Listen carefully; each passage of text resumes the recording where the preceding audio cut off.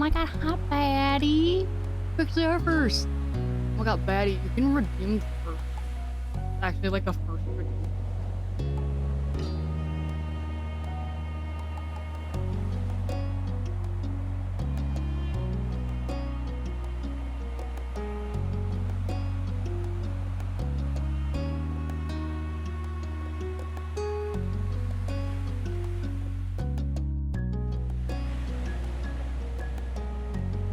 How's it going, Batty?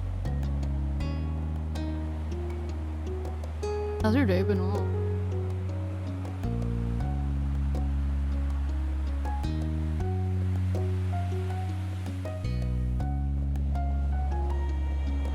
Food.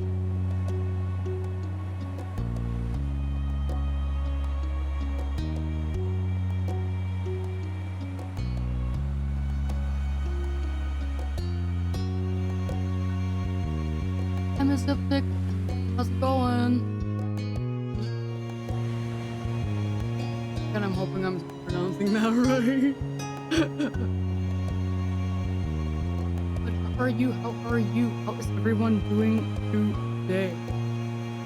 I know this is later than my usual streams. I feel like my streams right as of now have been like at least this. But I feel like for a lot of y'all, it's like new regular now. I didn't stream until January. So all the new people are like, oh, this is the normal stream time. I usually stream a lot earlier. Howdy. How's it going? You're going to be continuing.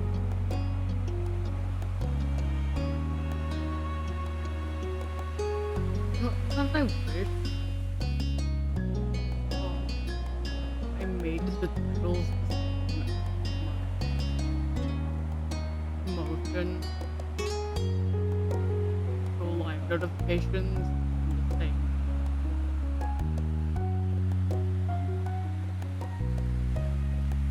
Stuff like that, because like you have the go live notifications or push notifications. The music's louder.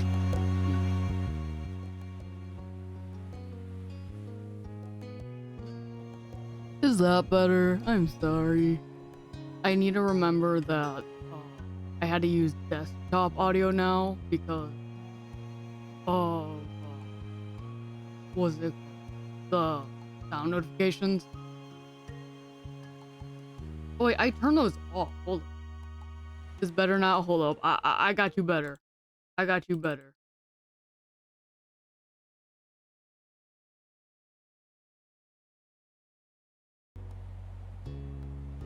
I think this is the exact same thing, but at least it's like the actual game audio and stuff like that. So hi Rob. Thank you for telling me, because I wouldn't have known. But yeah, how's it going? But as I was saying, like I really wish I kept something consistent, because the go live push notification that goes out on I believe if you're on Twitch already. Actually, I don't remember if that's what it is, but I know these are the ones that show up in email. We must continue our story with Cove. The title is Growing Up, Childhood Friends. You think this could be love, our life? And then the one that I send out on like Twitter, Blue Sky, is It's Our Life. It's Now or Never. But yeah. I should probably try to keep something consistent, but I like doing the random. So whoever sees whatever. That's cute. I hope everyone's having a good day so far. At least I know over where I am there was the mention of, you know, I hope everyone's staying warm.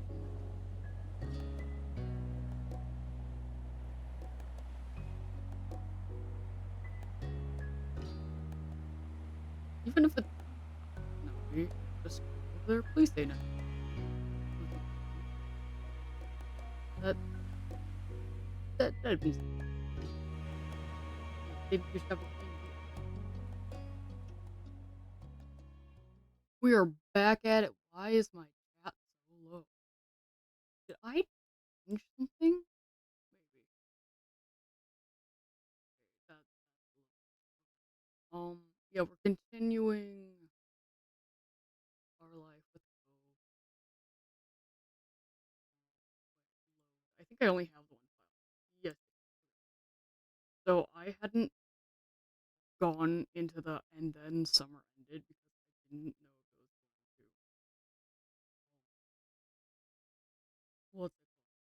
I didn't know if it was going to continue like into story that I was not ready for. And then I have all that DLC, and I believe the DLC is with other people, but yeah. Well, you can give me their name. Whose name? Cookie, whose names am I giving? And they, small field, they fiery rain burning they shout, what? Whose names am I giving out? No one's done anything wrong, bud.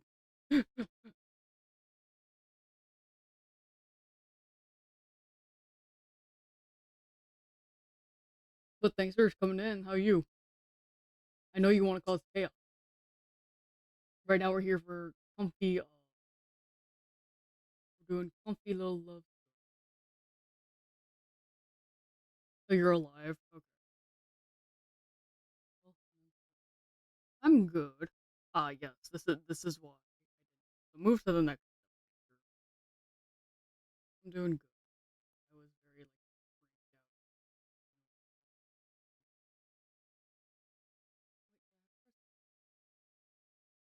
out. I'll never get. I just realized the other our life is of the mom. I'm so hopeful. I'll never get tired of that view. You stood beside your mom's, Lizzie, and Cove. The five of you watched the sun dip into the ocean somewhere. You like to imagine it cooling off in the water, resting itself before getting ready to shine brightly again tomorrow. That was a fun day. I didn't know they had magicians on the shopping street now. And neither did I. Oh no, we are so dull. Let's get out. He didn't do real magic, Mom. How do you figure? How did you figure that one out? Duh. Because I know that's not what real magic looks like. Oh, Lizzie, dear, there's all kinds of magic in the world.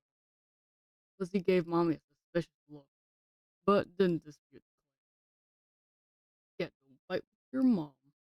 You know. He looked over at Cove, who hadn't said a word since you started home. He didn't look upset, though, just content.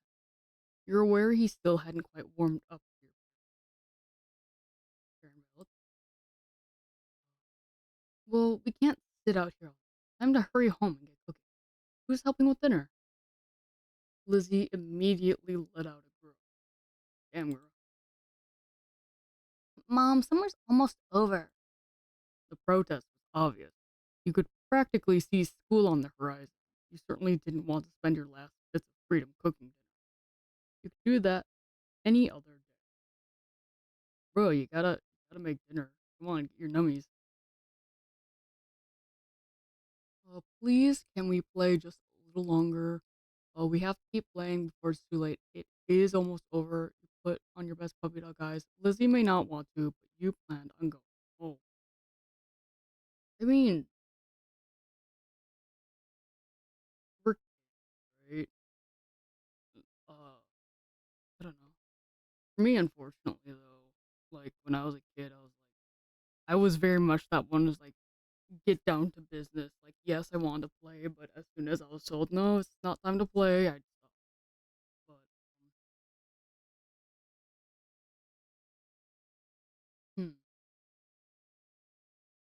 I'll do this one. It is almost over. You tried to be subtle about your little mumble, but you saw Mom look down at you from the corner of her eye and knew she heard.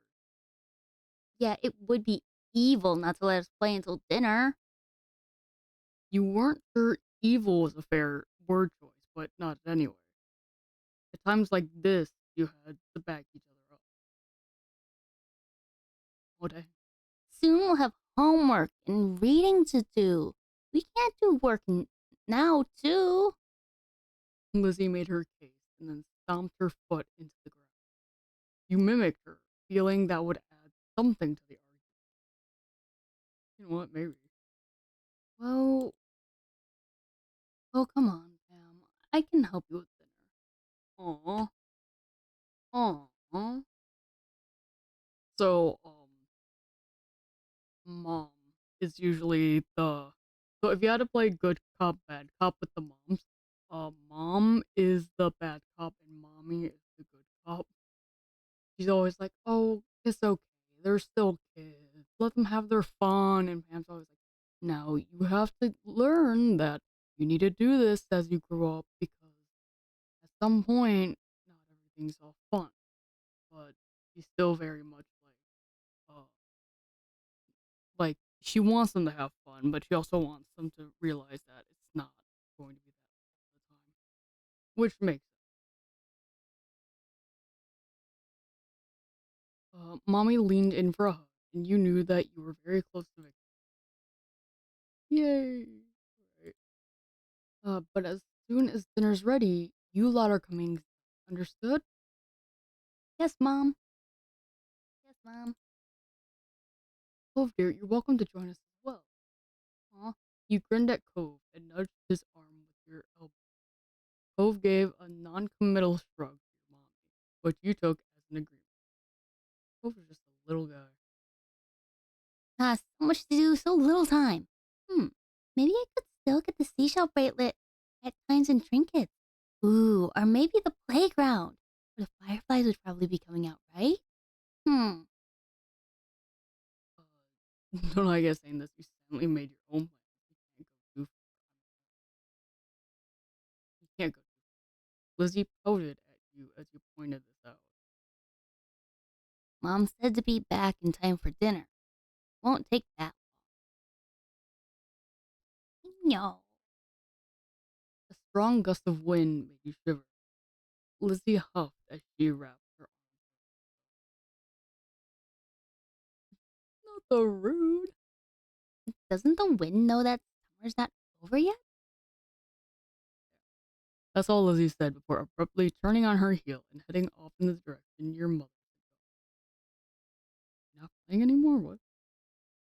Where are you going? I'm going to my room. I have lots to plan if I want to make the most of tomorrow. She thought this over, looking off towards the water. Lizzie didn't wait, and before long she was disappearing off down the road. Meanwhile, Cove was going in the opposite direction, heading for the beach. I'm gonna stay with Cove. I don't want him like because Lizzie, she's the oldest, and that's not to say that you know it's okay to leave her alone. But if Cove's staying by the beach, I'd rather stay with her. Cove gave you a smile that you couldn't help but return. Made a little gesture that you interpreted as "follow me," and then started heading to the woods. Cove knelt down, picking up something you quickly identified as a smooth. He reared his arm back, then tossed it into the water. You were very impressed at how far he got it, so it sailed way out into the sea. It was a good toss that was pretty neat. It wasn't a long throw, but he didn't care. Try for that.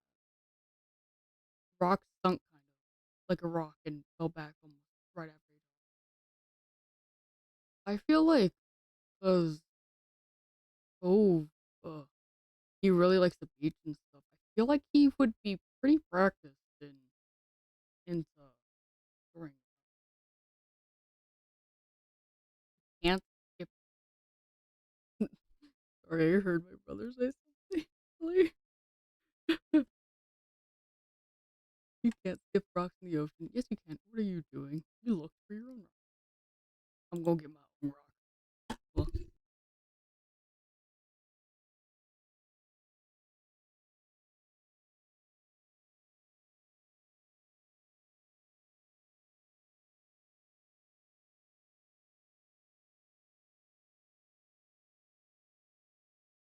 my brother came in and was like, "Do you want Arby?" Yes, beef and cheddar, bro. Um, I love my bro. He's great. Sorry. Deciding to join Cove, you search nearby for any rocks or shells that you could throw too. You found a shell that would suit your purposes, a smile growing as you tossed it as hard as you could. Wait, a shell? You're looking for rock. It landed with a wet sounding thunk a few feet away and slipped into the water. I mean, it's a shell. Aren't we looking for rock? When you looked over at Cove, he didn't seem to notice that his throw had been more impressive. Aw.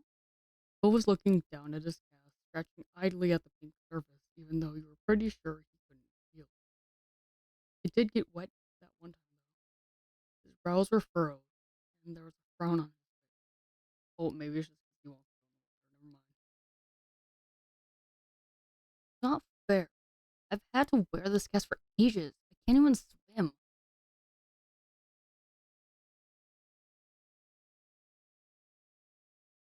When do you get it off, or how do you get it? Like, I want to know how he did get it, but I do know if I ask when do you get it off, he's gonna be like, not soon enough. So, how do you get it? What the frick? I was jet skiing. Really? Cove narrowed his eyes a little. No, that's like, okay, yeah, why would I lie? I didn't mean it like that. He then continued to explain. Like, he gestured to his arm as if to say, and this was the result. It's hard to believe you're allowed to jet ski. Well, I'm not. Oh. Cole let out a huff, flopping down into the sand. I can't believe summer's almost over. Sat down next to him and nodded in agreement, regardless of the sudden topic change. I don't want to go to school. I mean, well, I don't want to go to a new school. I think it'll be the same school as you and Lizzie. My dad said something cool. You're going to like it. Everyone's super nice. You'd only ever been to the one school, but you were sure that his old school couldn't have been that much.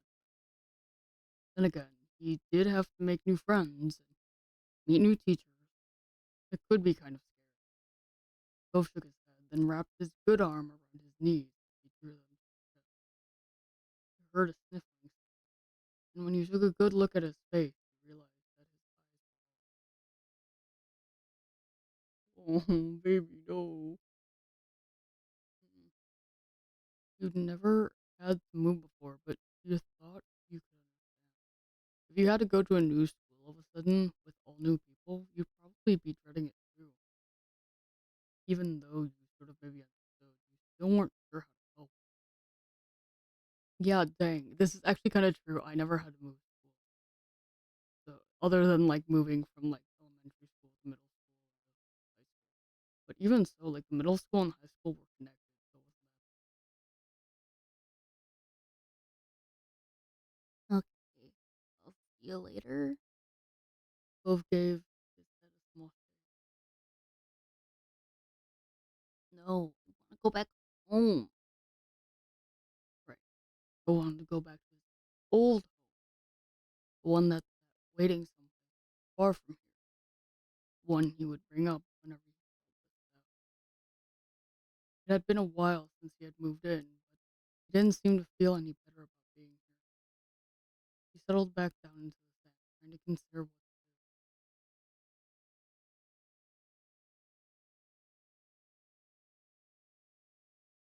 do. You hate it here, this can be your home. Well, okay, so we were playing like adult or something like that, and he said he wanted to live, which Lizzie thought was absurd, but I would say like this can be. I know when I was a kid, I definitely stayed because I'd be like really sad, but I've always been very direct. So I'm just like I'm trying to think a little different, just a little. But this can be. It's a really nice home if you give it a chance. Cove didn't respond to that. He just tightened his arm around his knee, resting his chin on them. You're not going to leave, right? You'll still be around. The question was a little surprising. No, of course. Your parents would have mentioned if you were going to move or something, right? After a second, Cove gave a little nod. Once I get my cast off, we could go swimming. You were fine with him changing the subject. Yeah, that would be fun. Cove smiled and looked back to the waves. Oh, my dad keeps saying, used to everything eventually. That I'd feel better. He used to make me angry. I didn't want to get used. He spared a glance over at Cole and saw the anger had slipped off his face in favor of something almost puzzled. But maybe that would be okay after all, as long as I really do feel better. I can't. You could remember a long time ago when you'd first started going to school. You had absolutely not been okay with the idea of being away from your parents for most of the day. Listen to strangers tell you what to do and sit with kids you've never met before. Things changing is hard.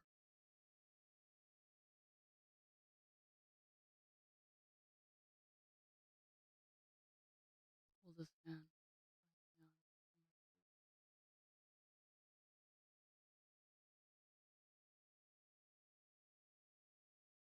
Hmm. I think.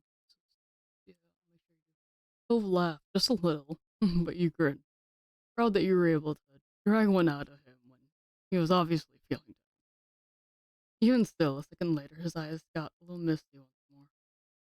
You got the feeling that they were different than the ones from before. I hope next summer I'll surf and go exploring and everything will feel like it was supposed to again. You will. The two of you sat quietly, taking in the sound. You hope that Cove would be able to accept this place as his new home. You'd definitely try to help in what ways you could. There were so many wonderful things here Cove probably hadn't even seen yet.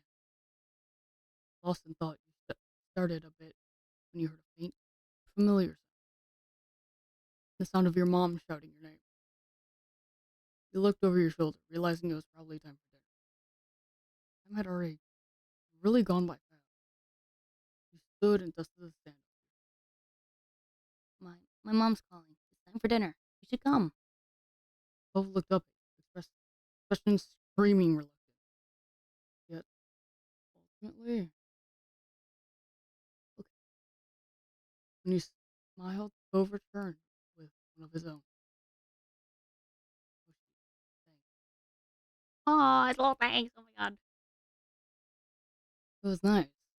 Oh, where you were right then. But the two of you couldn't stay there in your own little world any longer. You're being called forward. So the both of you ran off towards your house, leaving the waves and summer behind. Ooh, pretty animation. Pretty is in between.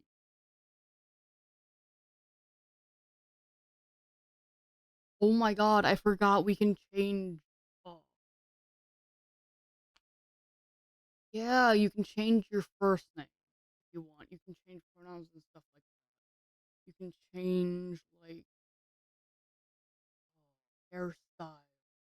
There are a lot of things that you If you weren't here, this is what I made myself as a child. This is based on what I had, uh, actually had when I was a kid. I had really long hair and I want to get back to that. Um, I'm wondering how, like, we still in, like, what,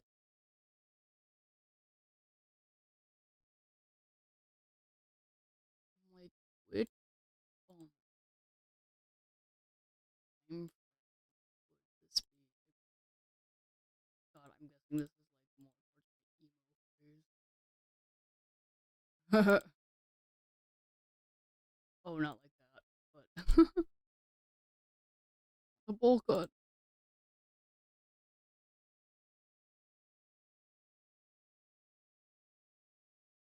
Oh, this actually reminds me of how my hair was when I was younger. Oh, the short pigtails. It's weird. I have great hair, but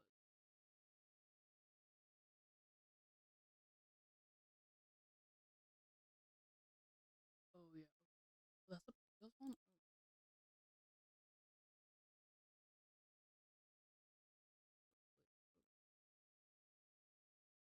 Oh, but never looked. It never looked exactly. I guess it did look like that,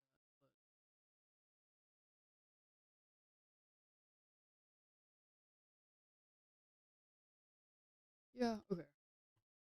That's as close as we're getting with the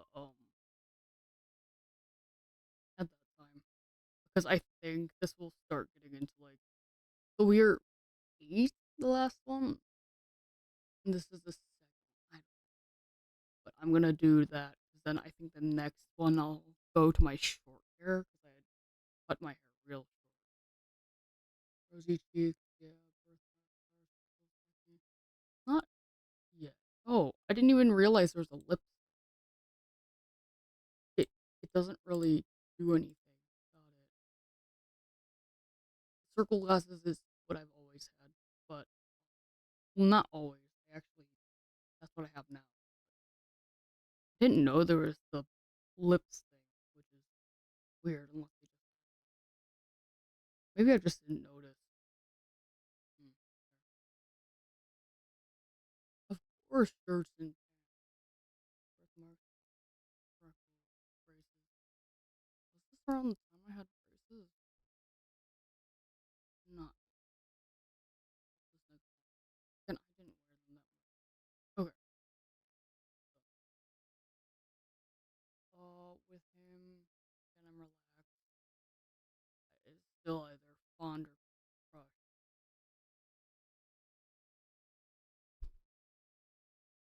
So if I do, oh, there's even more.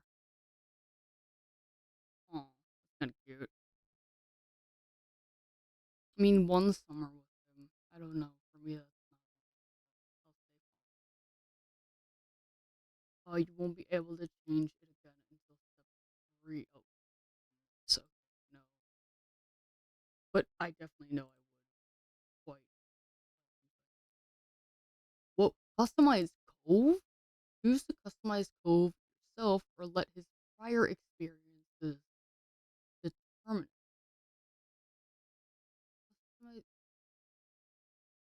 Cove customization. What? Hey, yo. Okay, wait a minute. Whoa, whoa, whoa, whoa, whoa. Okay, so we are a lot older. Hold up. Hold up. Hold up. Can I load? Can I load? Because I didn't realize which. Yeah. Hold up. I'm gonna. Oh, man. Ah. Well, stuck. Ah. Oh my god, he's so cute. Oh, oh my god, look at him. Oh my god. What? Hold up. Oh my god. Lizard. Oh my. Oh, he's so cute. The heck? Oh, what? What? Oh, scar on his. Oh yeah, the scar. Okay. You know. Oh, cute.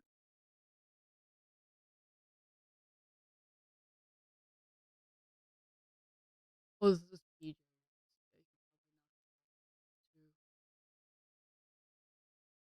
That's jacket.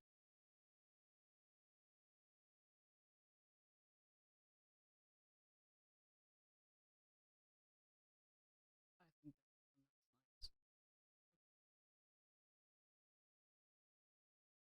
I'm gonna wait because I don't know how long we're gonna go. So I customized him. I'm sorry. I should have just let it customize him for me. But I'm sorry. He was too cute. Oh my god. I don't even know when that came out.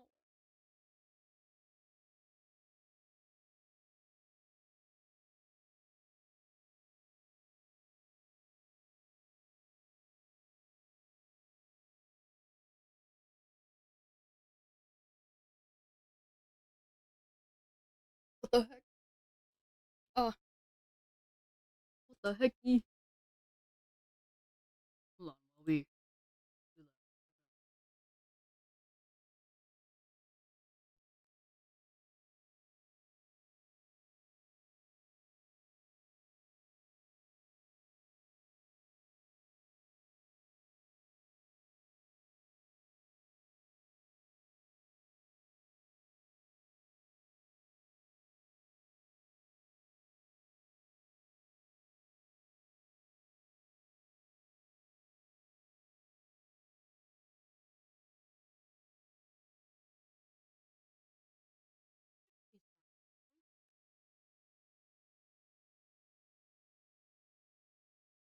Oh, most of those notifications come from. Oh,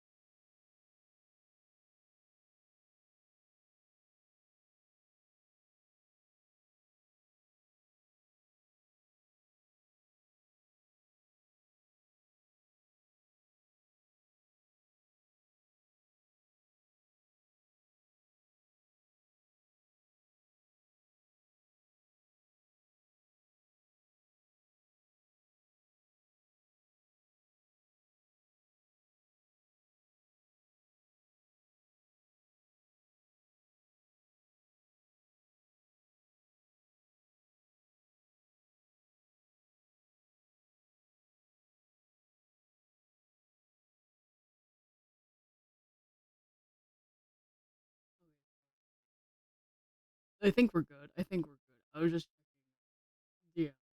Yeah. Alright. So we're. Oh, I'm popping in and out. But we are now back in school. I don't know. I realized it didn't tell us when, which summer, but if we're looking at it, it looks like we are a few years in.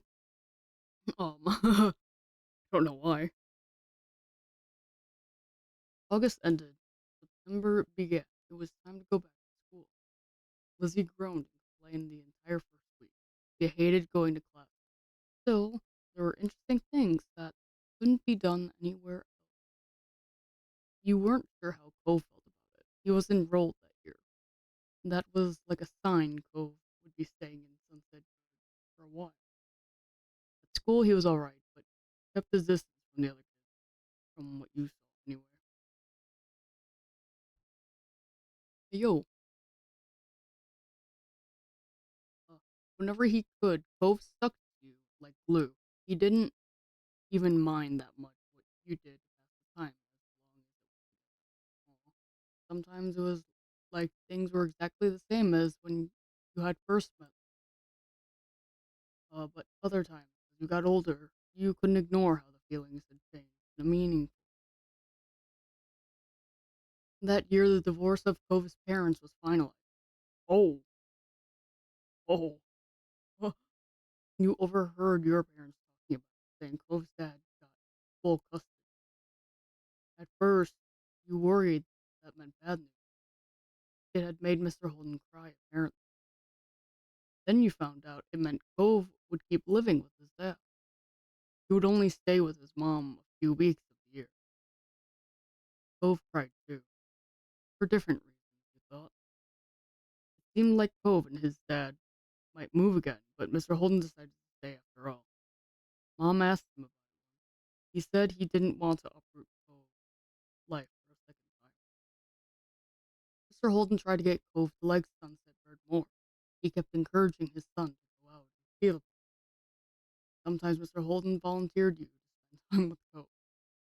He seemed very confident that it was an effective strategy. You know what, fair and valid, my guy. Cove never talked to anyone about what happened with his parents and withdrew whenever it was brought up. It was hard for him, yet nobody knew how to help. Eventually, Cove stopped crying on his own. He couldn't understand what had changed, but you hope that you could help him feel better still. Since even without the tears, he looks sad. Hello.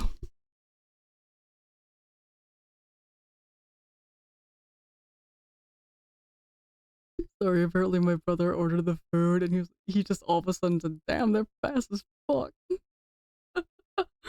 So hold on, just a moment.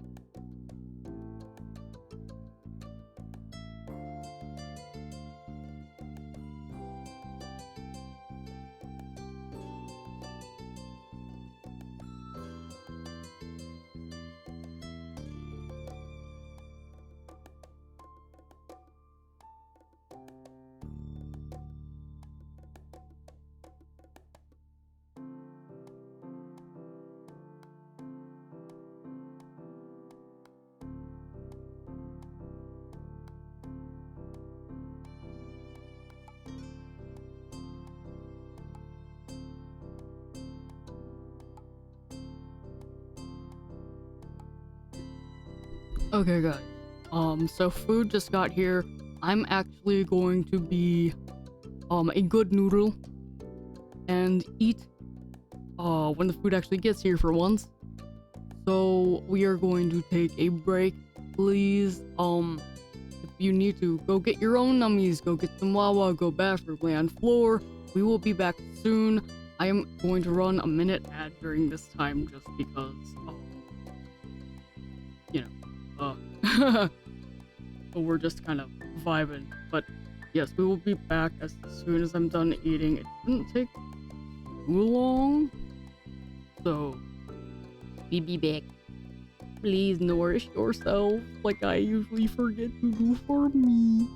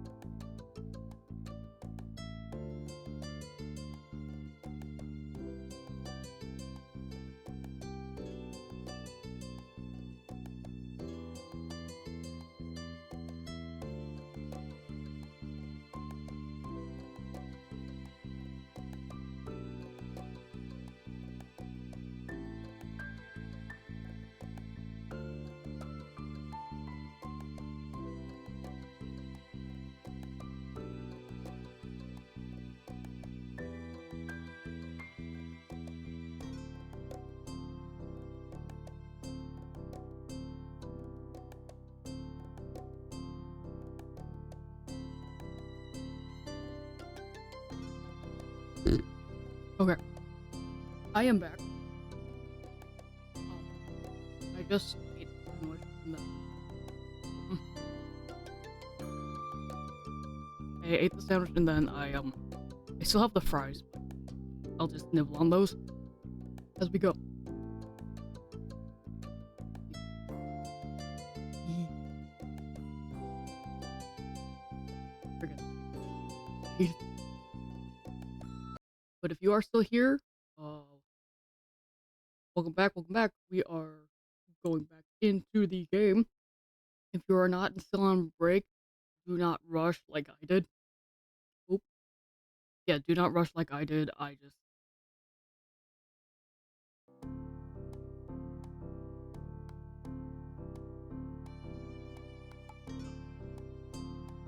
very much want to keep the story going. Also, yeah, rushing to eat food makes your tummy hurt. I keep forgetting this because I don't eat often. So, we're going. We're going, alright. Yeah, welcome back, welcome back. We're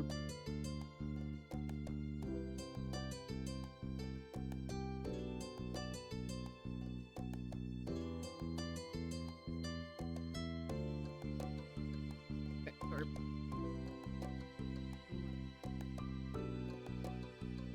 I'm just gonna reread this. I'm like, what? We've never talked to anyone about what happened to Aaron, and through whenever it was hard for him. Nobody knew how. Eventually, Cove stopped crying on his own. He couldn't understand what pain.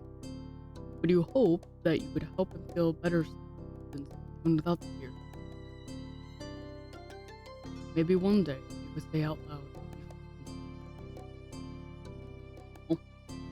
After that, it felt like things had gone back to normal. Except what was normal didn't stay the same. Years passed, and suddenly you were in middle school. Oh, okay, so we are. You weren't a kid anymore, and you were 13 years old. Ha! And that officially made you a teen, even if your sister agreed. She didn't agree because she was 13. She was probably 13 and said, well, yeah, I'm a teen now. And freaking now when you are, she's like, no, you're not. Ugh. The toys and crayons that used to litter every free space in your room had been packed away somewhere, replaced by new ones. There were other dreams, too. Cove's hat got taken off. It was weird to see him without an addition. Underneath the pink plaster ended up being a long, thin scar that snaked across his forearm. Hi, Adu. How's it going? We're on to step 2 now. We have blasted to the future. We're now at 13. 8 to 13. I didn't realize it was going to go that fast, so I still have long hair and I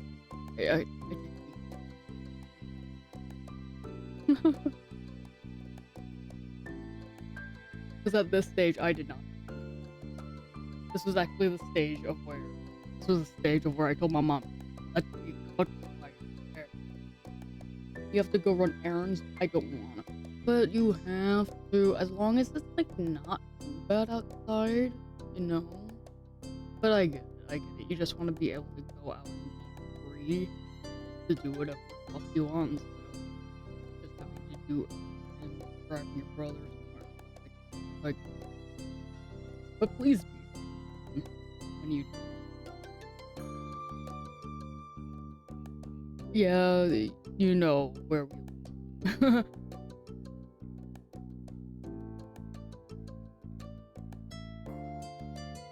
Underneath the pink plaster ended up to be a long, thin scar that snaked across his forehead. Both chest puffed out in pride when someone drew attention to it. How am I? I am good.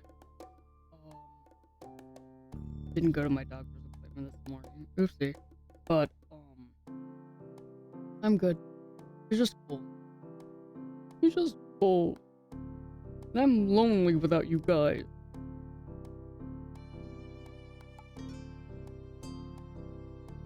to be freaking honest, like, I don't know what you're up to, because I know this is usually, like, your day off, like, if and when you're done with errands and you still wanna, like, come out, I say ask Jen. Like, ask my bro if you can come on. Honestly, I'd be, I'd be down for that if you're down. Then after stream, we can just hang out. But that's only if you want. I'm lonely.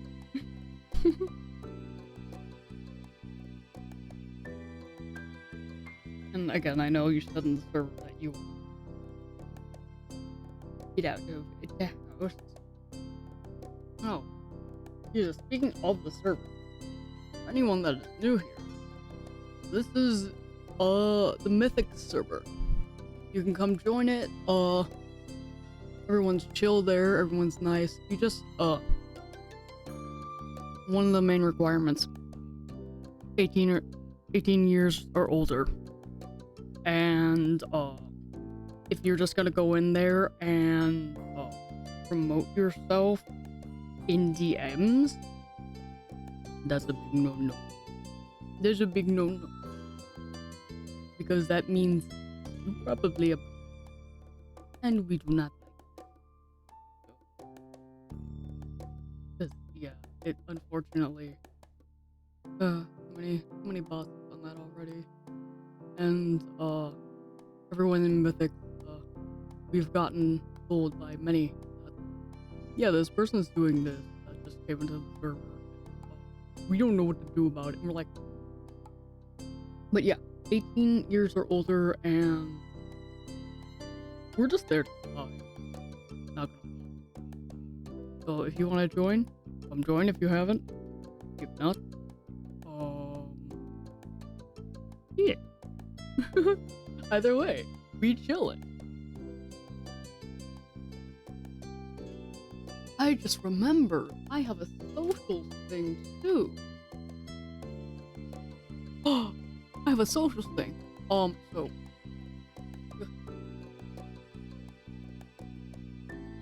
most of those on there. I'm trying to be more active on Twitter and Blue Sky. Most of the time it's just posts of streams and stuff like that. I usually don't do fun ones, quote unquote, because I always forget. Also, trying to transfer things from Twitter to Blue Sky, the pain in the butt. So, Mobby gang. Kofi, I need to make another goal on there, but I also need to start stuff on there. I just need more. I need more refs for my work, obviously. But I'm also once my friends get verified on VGen, they're gonna give me a code for VGen, and I trust VGen more than Kofi. Even though Kofi's, I'm probably just gonna use Kofi for really donations more or less. I don't remember what else. Oh, my YouTube. I'm sorry, I have not posted any vlogs. I will slowly start posting those, and those are going all the way back into August, I believe. Which, oh, speaking of Kofi, hi Kofi bot. I know it's coffee, but I say Kofi because I have 2 friends named Coffee. Kofi bot. I didn't know it was time for them to come here. Well, interesting. But yeah, that's all the plugs I think I have. Anyway, out of that boring shit, let's get back to the game. He also went through a major growth spurt. He was the tallest student in his class for 2 years in a row. Tove will probably hold that spot again next in class. People knew him for more than just being tall. He also stood out because of how well he did in gym and other athletic situations. Over the years, he began opening up too. We saw him talking amicably with other kids, neighbors from time to time. Hey yo, nice. And the only kid that came to visit the neighborhood, you were little, Kylo. Well, he was gone. Well, he and his mom moved back south because of her work, just 1 year after Tove became her. It had been really upsetting when he left. Lizzie was inconsolable for weeks, but nobody talked about that anymore. It was a long time ago. He learned some heartbreaking things and became less sad the further away they were, even if they had never gotten any better. That was sad in its own way. Things at home were different too. You still lived in the same house and all that, but it wasn't how it was. Ma, dyed her hair purple, wanting something new, liked it so much she kept dying. You remember calling her mommy, kid, but something like that. Awkward. You were much too old.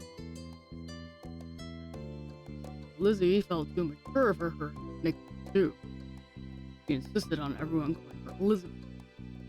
She did. Your mom soon gave her permission to go places other than the playground and shopping street, which she took advantage of. You rarely saw her around the old neighborhood. In fact, she hardly spent time with you the way she did before. Elizabeth instead associated more and more with the girls from school, groaning. Hi, Orochi. Did your scream just end? Because I know I had it on in the background. Because I started to scream, I could not. Yes, you did. How was it? How was it after I left? Way too much fucking stuff. Yeah. That's how it be. That's how it be. Hey, once it all got fixed, it seemed like it was going well. It seemed like it was going well once it got all fixed. That's good. I hope you and Fiverr had a lot of fun. Also, I'm hoping that you have, if not already, get the 3 viewer thing.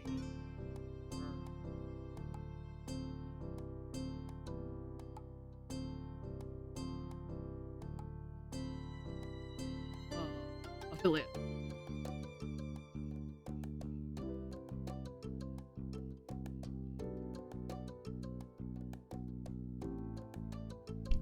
By the way, if this is my friend, if you haven't followed him, go follow Orochi's Shadow Realm. He's a chill guy. I mean that. Like, he's very silly, he's very chill. He's just trying to have fun. So he's a bit of a gremlin, but you need to understand, gremlin energy is over. Despite sometimes me being really chill. You're gonna lurk for a bit, that's completely fine, Adu.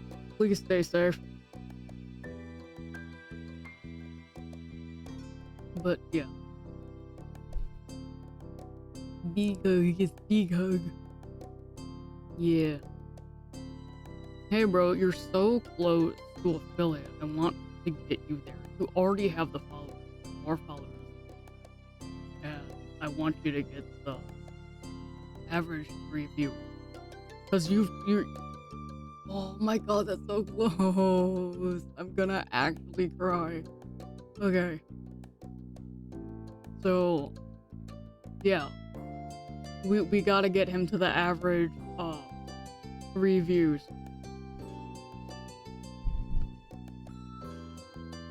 Oh yeah, I'm not leaving the house today. I'm just shuffling around my house, LMAO. Oh, okay. I thought you said you had to go out to do errands, Adu. Okay. Well, still. Uh, yeah, because I was like, if you're doing errands, and you want to come out, you obviously just need to message my bro and ask. So yeah, hi Fiverr. I'm not trying to ignore you. Hi hi. How's it going? How was stream? How was stream for you on your end? How was stream? Auto it got changed to tomorrow because the weather is supposed to be better. Oh, okay. Well, again, I extend the offer for tomorrow because at least then I can talk. Yeah, you can alert. Zoom zoom. Yes, absolutely. Absolutely. You figured? Yeah.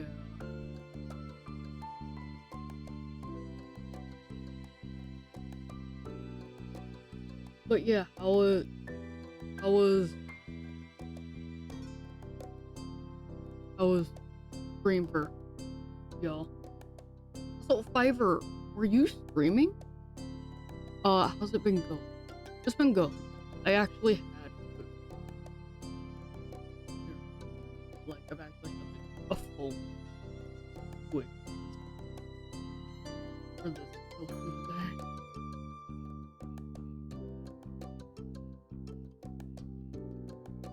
But yeah, we've just been chilling. By the way, the clip you made had me dying. No, as I made it as soon as you said, like, wait, that don't take it that way, and I was like, nope, I'm. Oh, it was Scuffy Unbelief. I didn't stream this time since the game didn't work, but usually, yeah, okay. Got it.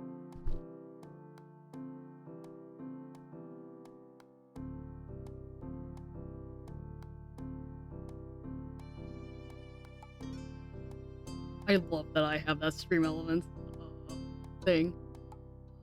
Yeah, also, go follow Fiverr. Fiverr's also a very fun guy to be around. Because, like, I was surprised he wasn't streaming, honestly. But,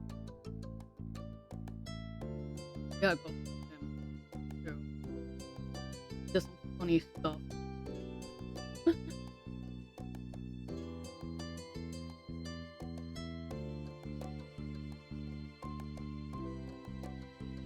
There are so many. I literally could also shout out Adu. Adu hasn't started streaming yet. Well, oh, thanks, Yoshi. I'm much undeserving of a shout out, but I appreciate it. Nah, bro, I got you. No, you don't say that. You shout out. Good shout out. You shout it out. You're not at this point. But no, I actually look at your like followers. I'm like, what does this man know? I haven't been able to drop into one of your streams yet. Just being able to hang out with you and stuff like that, it's so much fun. But yeah, don't worry about it. Like, I love how this kind of turned into a, oh, we're gonna go off a little bit. But I do that a lot more often than y'all think. I like talking to chat. Talking to chat is very nice and fun. Very cool.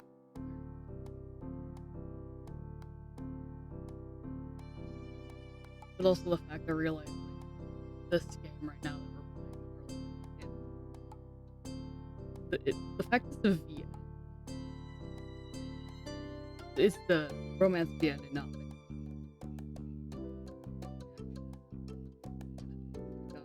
like almost like they are. It's very soothing. I don't know why. I don't have to put on my narrator voice. All I use narrator voice, which is nice. No. Yeah, I guess let us do the game.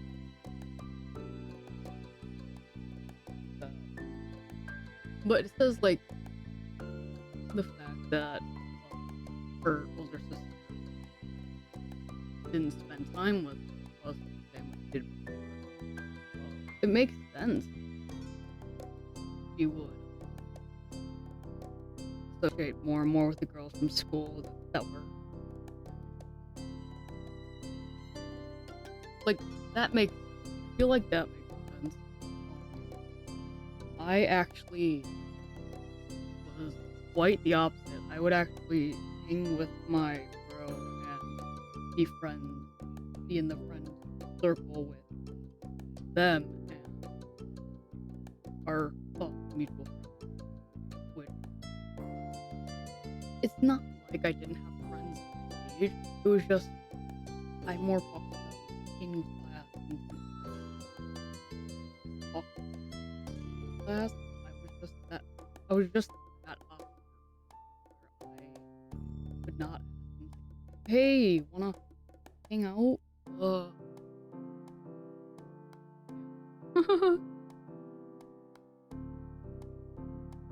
And I also very much did not want to impede on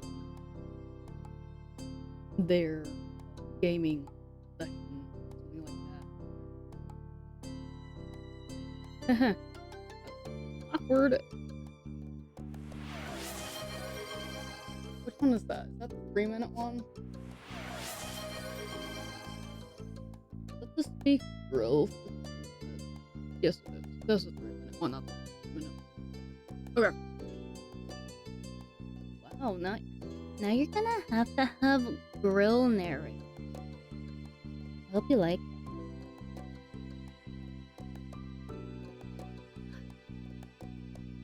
Okay, so I have until 10 on my end. Okay. Whoa, what the heck is that? What? Who just fell? Whoa. Everything's going off, everything's going off.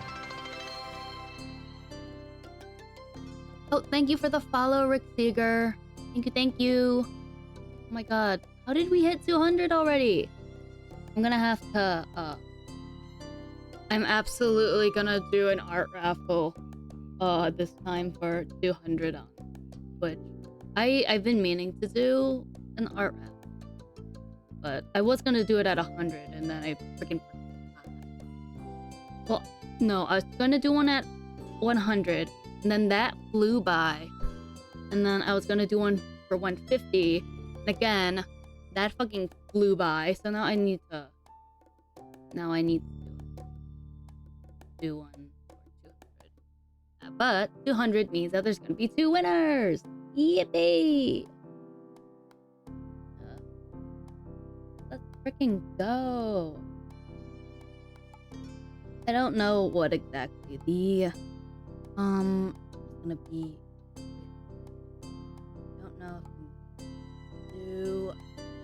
I don't know if I'm gonna do full body, half body.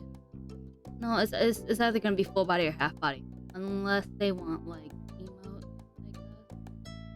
Because I know I can do some. Like that.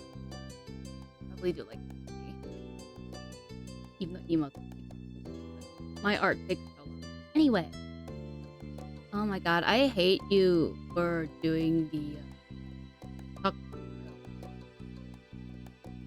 It makes me feel like it doesn't feel. That's all I'm gonna.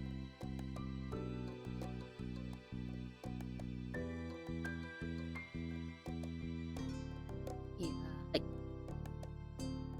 you're gonna lurk. Okay, thanks for the lurk, Orochi. That's wild that you're gonna lurk before the actual thing is done. Oh wait, but that's a lurk. Never mind.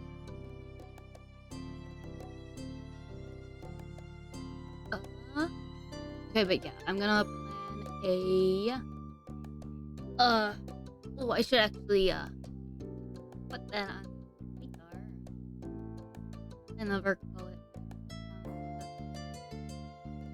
Well, I don't know what else to say, so I'll just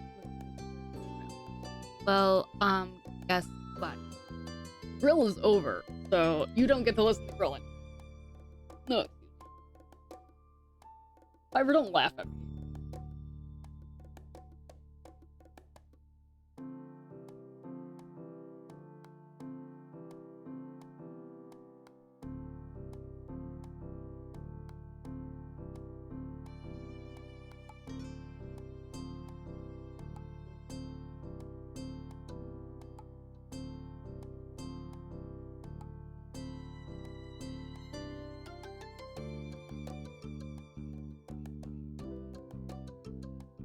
Oh, by the way, what did you think of my new chat box?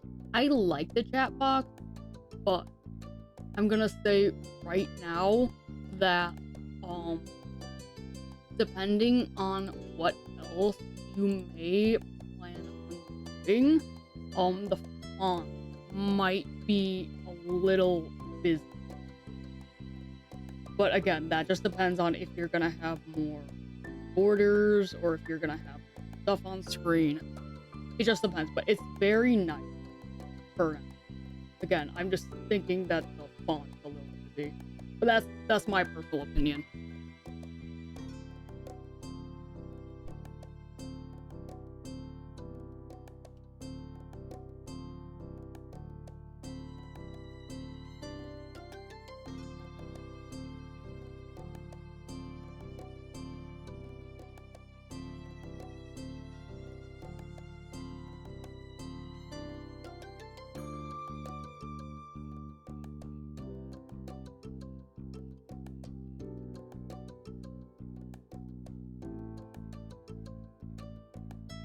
Yeah, I'm just trying to do a different font because I don't want to be basic. You know, that's understandable. That's understandable. But you chose, unfortunately, a very busy font.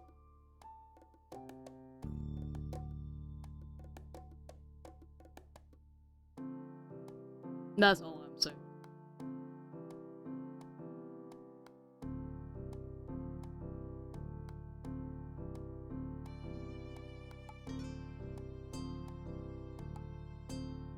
Because, at least with how I see it, if, yeah, I'm still getting through the different fonts. I totally get where. No, yeah, obviously, again, it's not that bad. Not that bad. Like, obviously, you look at mine, I just literally have the default. I don't have, like, a custom box or anything like that. But I don't know if I can do just yet. Because I have my box. I have my box here with just using default, right? But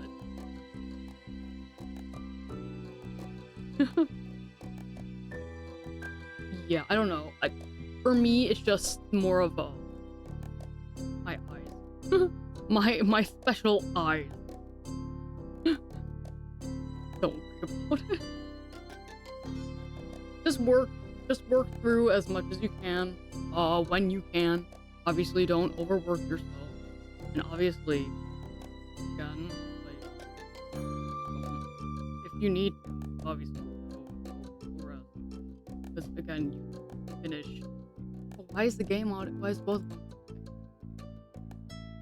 Yeah, definitely go rest if you need to, because you finish stream, do aftercare stuff, you know.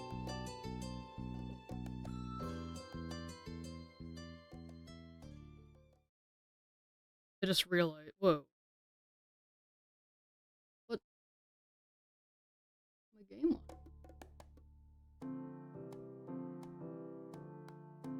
Okay, don't do what you need to do. That's all I'm saying. Don't overdo it, because I've many times overdone it, and it's not good. It's not good.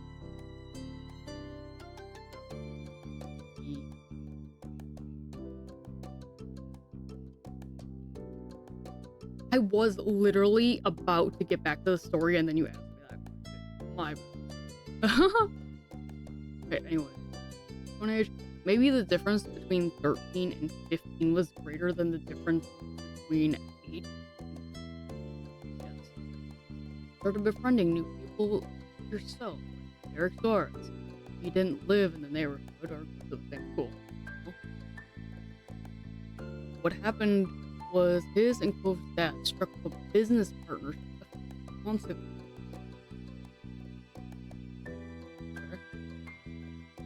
Uh, since then, Derek would pop up in the area now and then. It seemed Mr. Suarez was happy to let Derek work if there was time. Without a doubt, everyone and everything around you changed, in small and big. You had to. As time went by, though, it was easy to settle into this new normal. And then, before you knew it, school was over, and vacation hit. Oh my god, the new room! That's actually nice and neat. I wish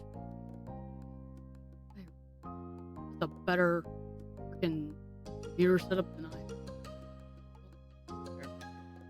Listen, it was the first day of summer vacation. The sun was as hot as but you weren't.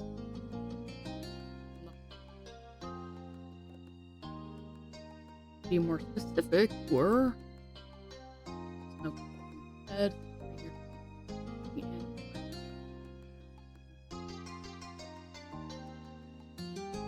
this game's music is pretty nice. It really is.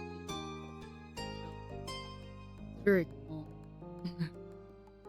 It is very nice. And when it does change for like ambiance, it's very.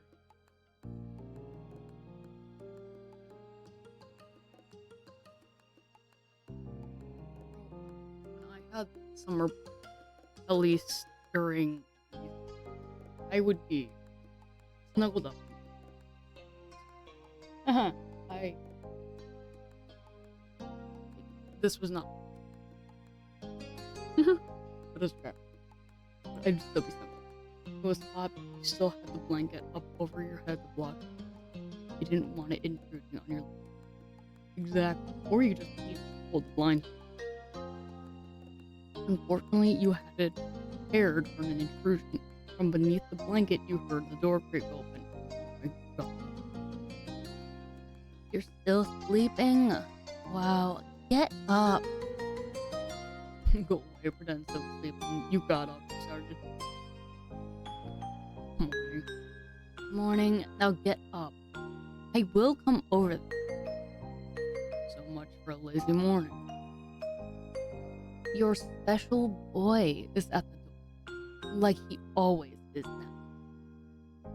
now. He brought some happy summer gift from Mr. Holden.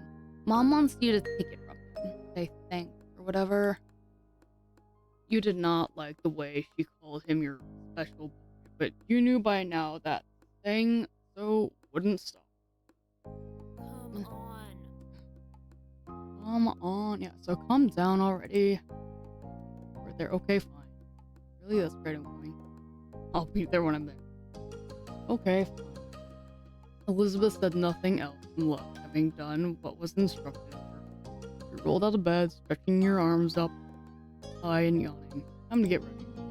You set yourself in front of the mirror in the far corner. Your reflection hardly even fit in the front. You're very tall. That's not. Your reflection went over the whole length of the mirror. You're pretty tall. Reflection fit comfortably in the frame. You're average. There was a lot of open real estate in the frame. You're pretty short. You had trouble getting your reflection to appear in the mounted mirror frame. You're very short. No, I'm not that short. I don't actually know how high it's mounted though. Oops, I don't know. You could relate to Derek in how it felt to be smaller than people thought you ought to be. Your shortness seemed even more drastic when compared to Cole, who was unusually tall. Well, you liked your height, you weren't sure how to feel about it. You're kind of self-conscious. I was always self-conscious over it. I still kind of am because everyone always points out short. Haha, short. But sometimes you couldn't help but feel awkward with the body you had. Oh, absolutely. Freaking loose. Then you put the finishing touches on your outfit while ruminating on the situation. Careless as they had been, Elizabeth's words piqued your curiosity. You planned on going over to see what Clove was up to, so this was your favorite. It was when you spotted your reflection that you realized you were smiling while you were looking forward to it. Absolutely. You left your room taking an easy time downstairs. Bro, I can't take easy time downstairs. I run upstairs. You don't get that. Step 2, second trance. Second trance. You spotted Mom first, reclining on the couch. She held a magazine in her hand, which she was perusing. Morning, Mom. You looked up at your greeting, a smile instantly appearing on her face. Thanks. Good morning. Thank you for coming down. Mom's at the door. Oh, can't stay over today. Why don't you go and thank him before he leaves? Sure. You nodded and made your way to the front of the house. Just as she said, Ma was there making conversation. She must have heard you because she looked over her shoulder. Oh. Look who finally made it. Good morning, sleepyhead. Ma reached forward and you knew she was about to pat you on the head. Hi, Aluska. How are you? Hi. How's it going? How did your stream go?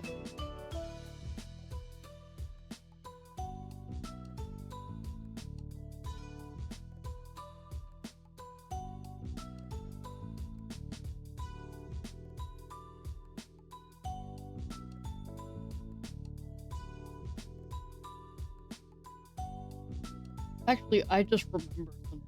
Uska, did you know that when you say you're streaming on YouTube and Twitch, that your video feed is only going to YouTube? Because whenever I try to watch you on Twitch, it just says you're offline.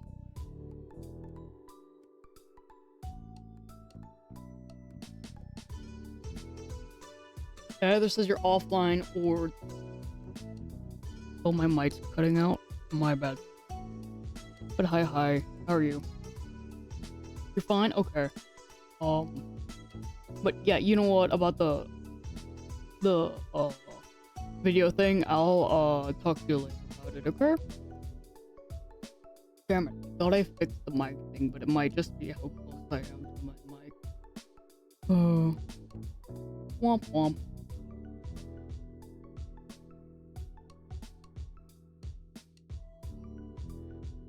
But it's good that you're fine. I'm hoping stream went.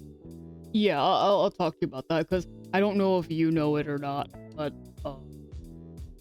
yeah, because I try to watch you on both YouTube and Twitch. But it does something really weird.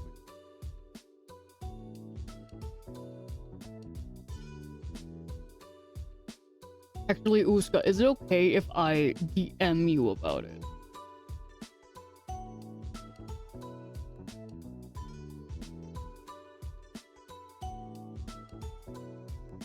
Sure, okay. Thank you very much. Actually, you know what? That reminds me. I really need to add you as... Where'd you f***ing go?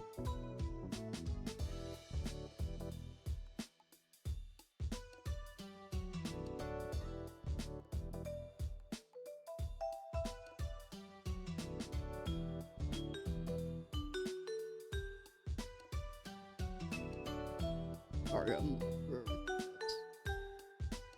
Good.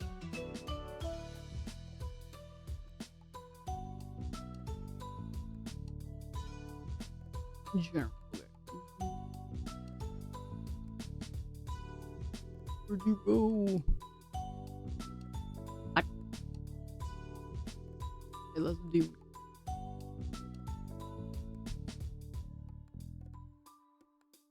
There you are.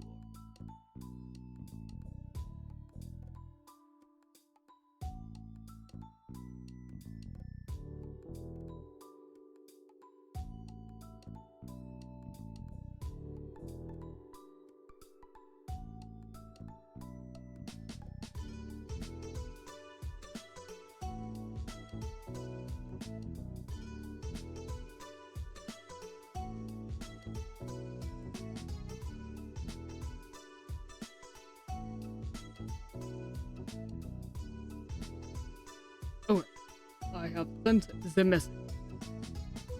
Alright. Oh my god, why is Ma taller?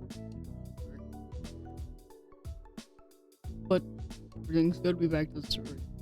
She was taller than average for an adult woman, so at your height, you were absolutely tiny in her eyes. My mic seems a little broken. Maybe the noise reducer is glitching. Oh, again. I changed that. Okay, hold on. Filter. Did it change back? Did it change back? Is it really the compressor, not compressor? Yeah.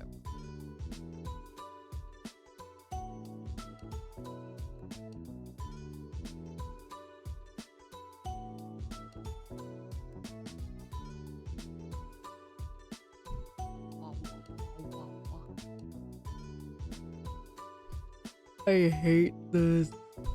Okay, compressor. I got just a little bit. Expander. More.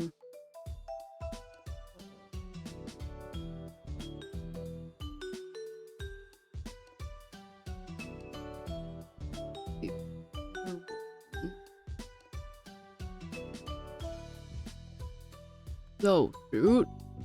Sounds.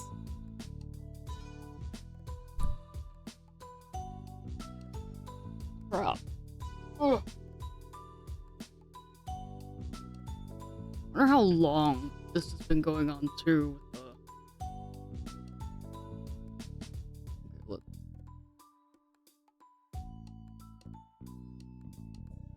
So weird. No one said anything about it. Let's see. They always can change the attack.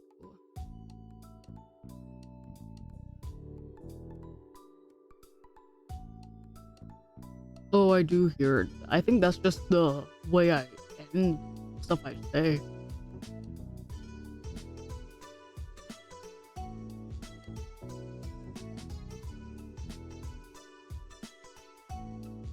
I literally, sorry.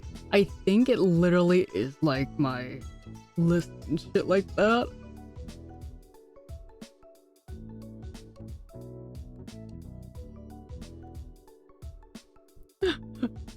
Oh my god, I am listening to it now. That is awful. I am so sorry.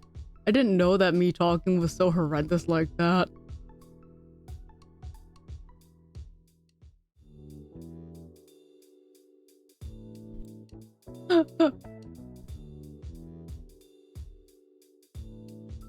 Okay, god. Oh.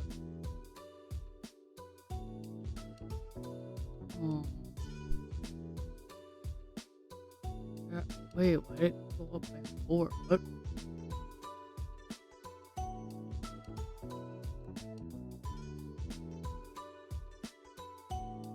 By 4. Undo. What?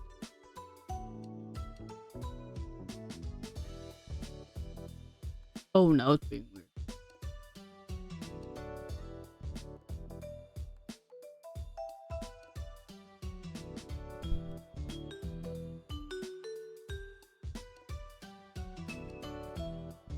Will that work? Get rid of some of the compressor?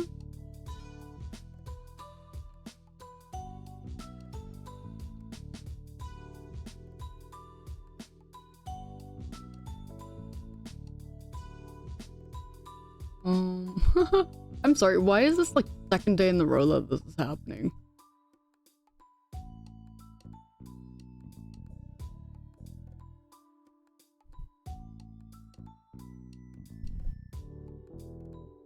Okay, I think it's I think it's okay. I think it's just because I don't enunciate the th.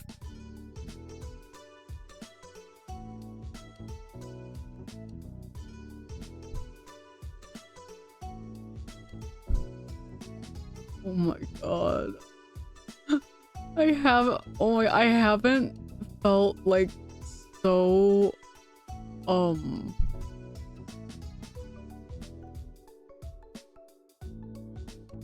I haven't felt so conscious. I haven't felt this conscious about my lisp in forever.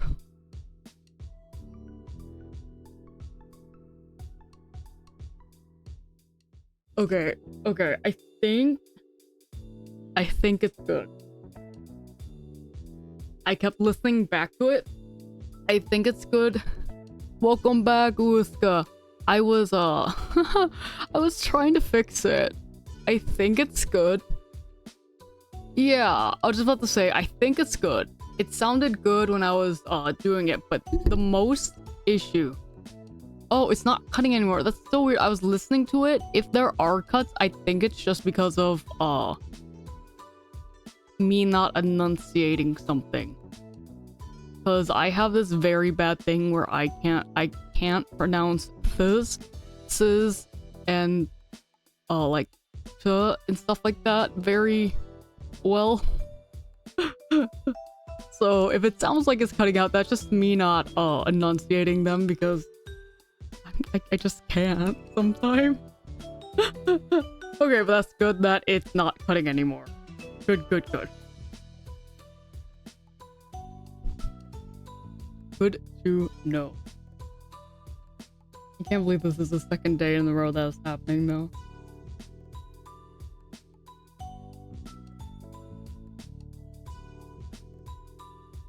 Oh wait, oh, she was about to pat my head.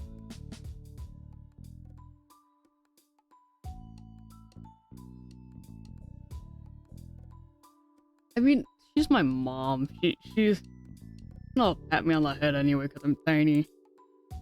You stood by patiently and indulged your mom's wishes. She gave you 2 small taps on the crown of your head. You're last one down today, you know that?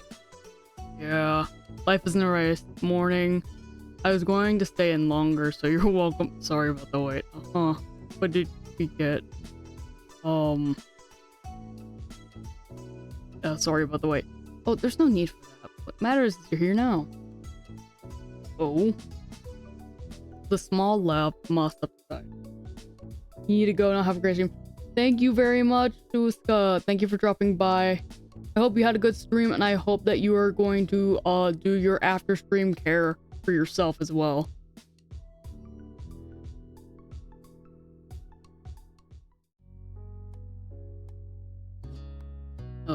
Cove was just as you remembered, exactly how you came to know him to be. Aww, look at him. He leaned uncomfortably to the side at your doorway as the longer strands of his hair idly drifted with the breeze. Yeah, you really need that? Abso-freaking-lutely. Take care of yourself, man. Go get nummies, go get Wawa, go to the bathroom, do what you need to do, man. Lay down.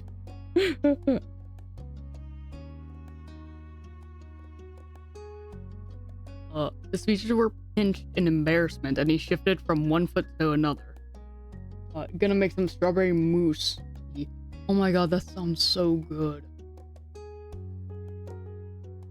You gotta share. You gotta go in Mythics and share now in media. You gotta offer it up to make sure it's of standards to everyone else in Mythics. I bet it's gonna be amazing. Yes, thank you. Okay. Go take care. Take care.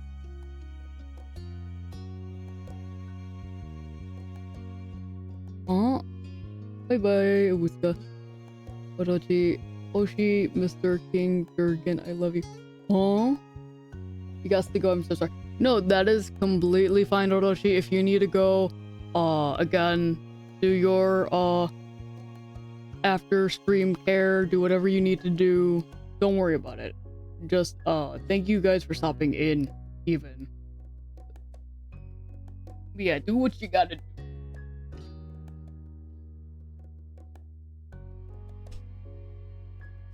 I'm just glad that you guys stopped by to say hello.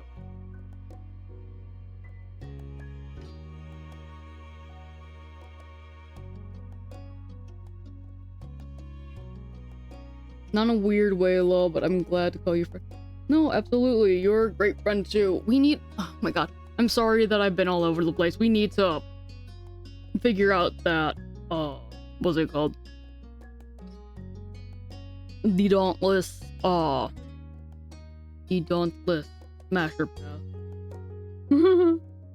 We need to do that. I need to get on Neko's ass for the VTuber one too. So, yeah. No, yeah. We'll schedule it. I don't know if it'll happen next week. I don't know if it'll happen next week or the week after. We could always plan for it, but if not, we'll figure it out.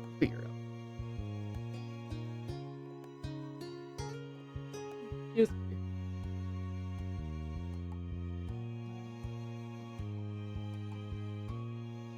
The cold is making this dragon a little sleepy.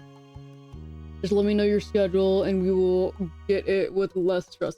Absolutely, yeah. The other time it was just like, we didn't know what was going on and stuff, so.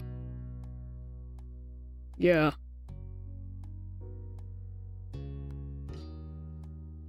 Wait, what the? Wait, he was holding what must be the much talked about gift. What year was this supposed to be taking place? Anyway, bye, much love, potion. Bye bye. Have a good rest of your day. This is a fruit bouquet, isn't it? Yeah. At first glance, you figured it must be a bouquet of flowers. Then you gave it a real look. No, instead, it was carefully cut fruit.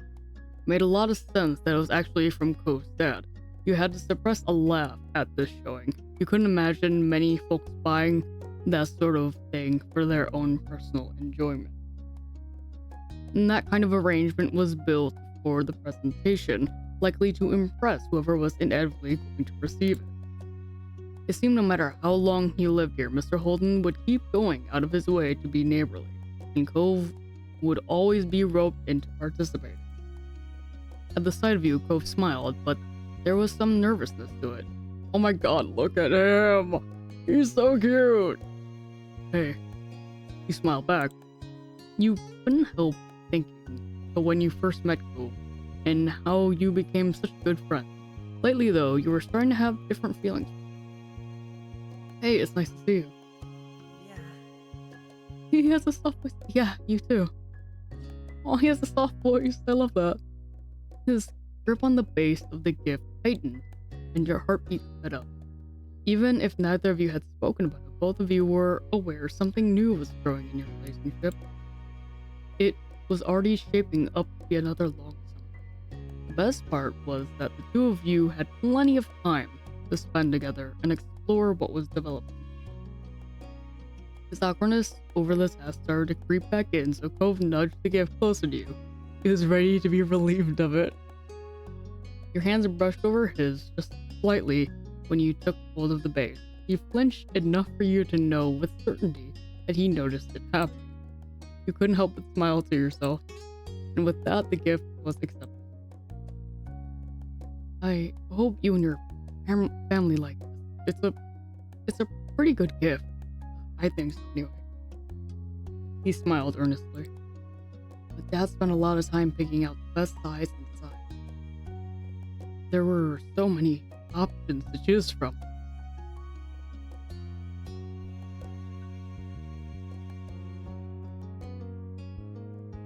Oh my god.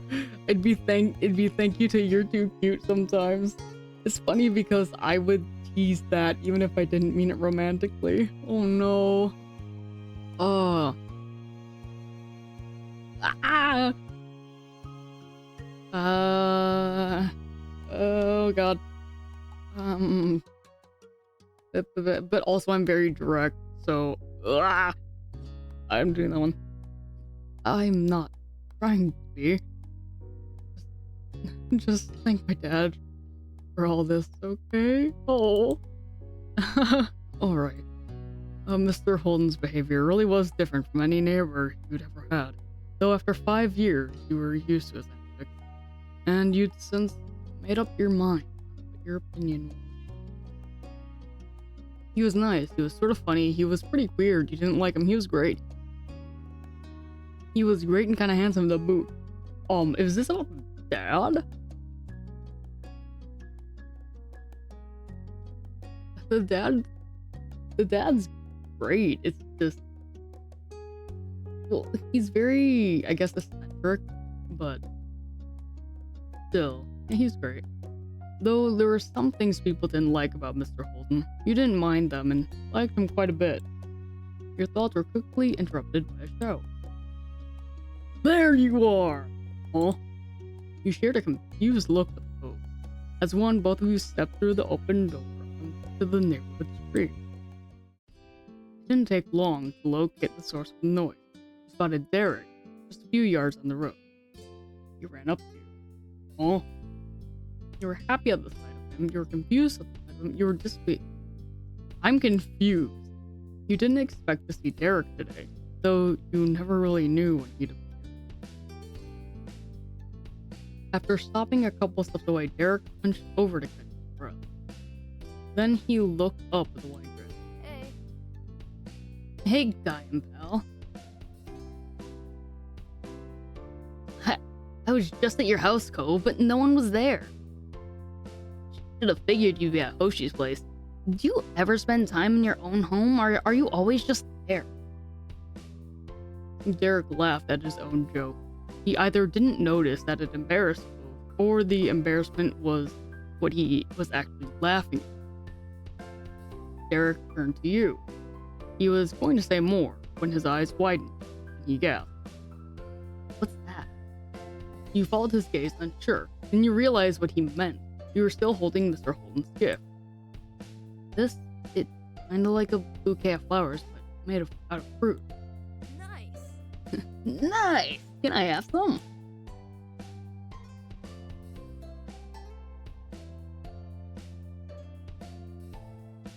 Well, unfortunately, it's the gift for the family. It's not just me, so unfortunately, no. Derek pouted at your words, not hiding his disappointment. It's for... okay. Oh, okay. Then he nodded his head as if to clear it. Anyway, that's right. I came here because I needed to say something big. He paused, possibly for effect. There's some other kid here in Sunset Bird. Ove was as surprised as you were by the news. Such a reaction made sense. No one around your age had moved here since Cove did 5 years ago. Were they with your family? Maybe they were cutting through. Nuh-uh. The new kid was all by himself, just walking. Did you talk to him? Nope. Nope. I came to report the sighting right away. The kid had green hair, glasses, was pretty small, and seemed really upset about something. I hope he didn't leave. You blinked. Slowly you looked over to your longtime neighbor. That sounds a lot like you, Cove. When you first got here, anyway. It kind of does, doesn't it? He sounded almost fond, a small smile playing on his lips. Derek snickered good-naturedly. I can see that really well, now that you say so. But what do you say? Let's go find Cove's lookalike. We should all meet him. Sure. That's what? Sure, I want to see who this person is. Derek grinned, then he pointed down the street the way he came. Last I saw him, the mysterious visitor was going this direction. Nothing else needed to be said. The three of you were off, with Derek leading away. Did I put the thing in the kitchen? What? Derek brought you to the beach, and as a trio, you made your way down to the shore, to the old playground. You walked the familiar path in a comfortable silence. When you were almost there, you spotted the kid in question. His bright colors almost shone like a beacon beneath the rays of the sun. He scuffled around, kicking up the sand as he paced. It was true, he certainly seemed upset. Thank you for the lurk, Electrofleur! Welcome in, welcome in. I hope you're having a good day.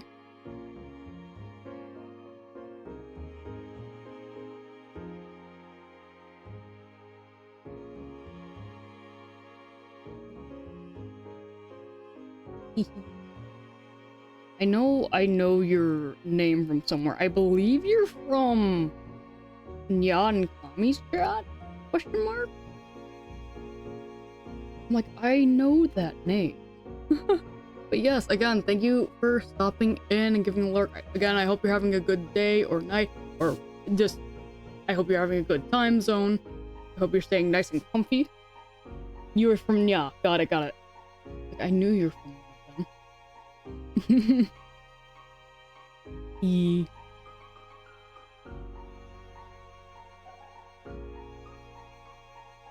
Yeah, Nya always does that to people. So I'm very honored that you came over to lurk in my stream. Thank you so much.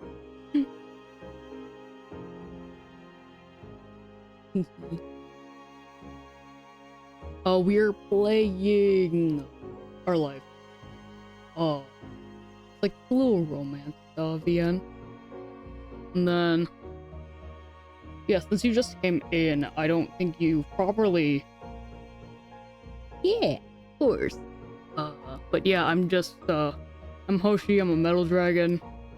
I crashed on Earth. I woke up. I don't know how or why I'm here, but that's okay. Don't worry about my 5 question mark eyes.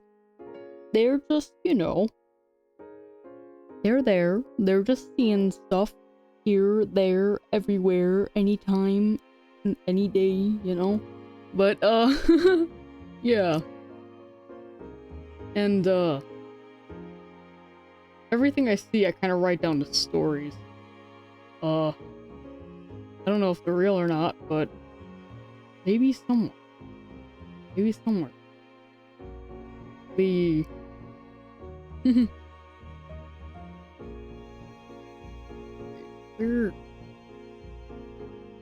Currently, we've found a lookalike of the main romance interest in this game.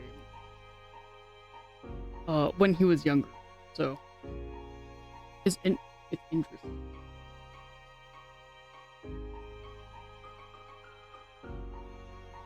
He scuffled around, kicking up the sand as he paced. It was true, he certainly seemed upset, but you didn't think he was sad, like you had originally pictured.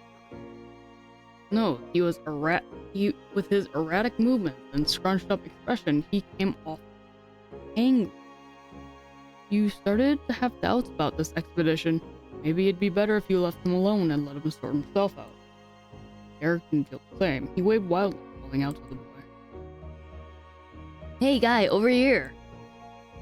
Oh, okay. The kid whipped around, an impressive scowl carving deeper onto his face. His eyes were tired, but a strong hostile energy still radiated from him. Here. What? Oh my God. What is it? What do you want? The sharp tone made Derek flinch. He shifted on his feet. What's your name? Jeremy. Was that it? No, I'm Derek. That's Hoshi and Cove. We were just, walking around and saw you. We wanted to say hi. There aren't a lot of kids our age in the neighborhood. Yeah, so, it's cool to see someone else here. Strangely, Jeremy grew furious by your response. If steam could erupt from a person's ears, it would have happened then. They did bring me somewhere stupid. Of course! I knew it. Oh, jeez. This right here, the one on the right, that's Cove. But... What? My parents. They're the ones who brought me. I didn't walk to this town. Can you not figure that out on your own? Right. Right. My dad brings me to Sunset Bird too. When he has to come from work and all that stuff. Not bad. That earned him a glare from Jeremy. Derek winced beneath it, glancing away.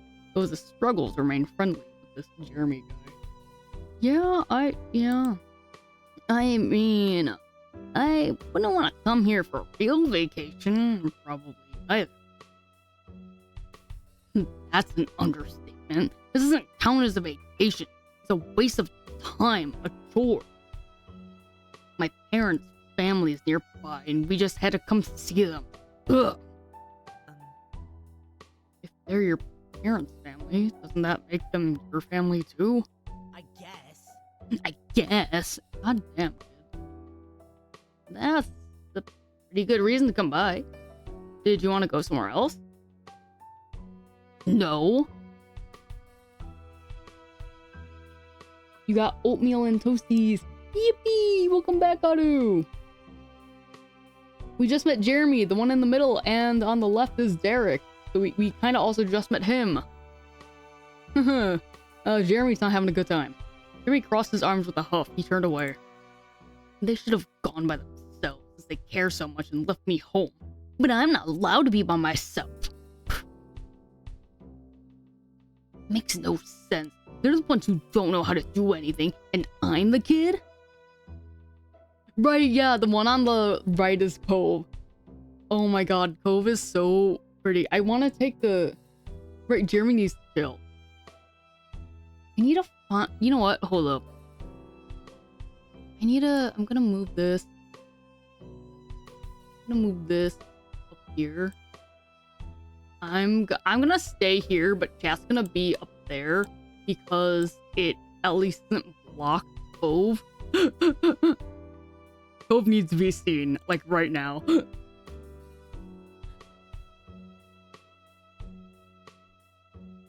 You kept quiet. You shouldn't talk about your parents like that. Sorry, it must suck being forced to do something you don't want.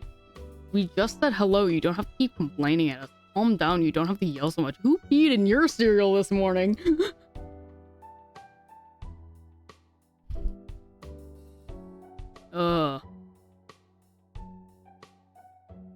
Yeah, he's growing up so well.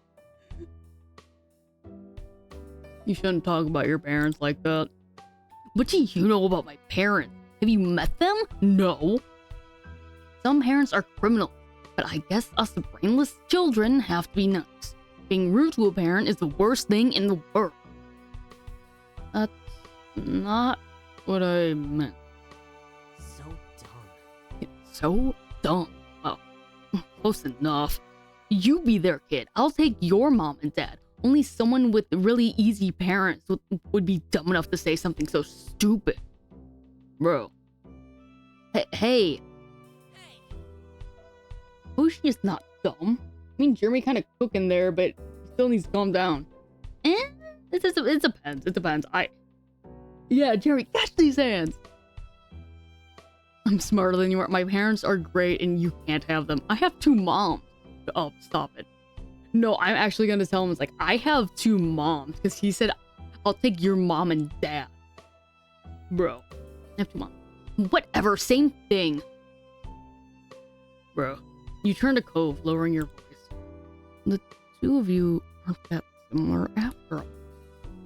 Jeremy must have had good hearing, though, because he caught the private exchange and scoffed. Stupid. Of course we're not similar. My eyebrows aren't stupid. Hey, wait a minute. Cove's cheeks flushed crimson at the insult. You couldn't be sure if it was out of embarrassment or anger. Maybe both.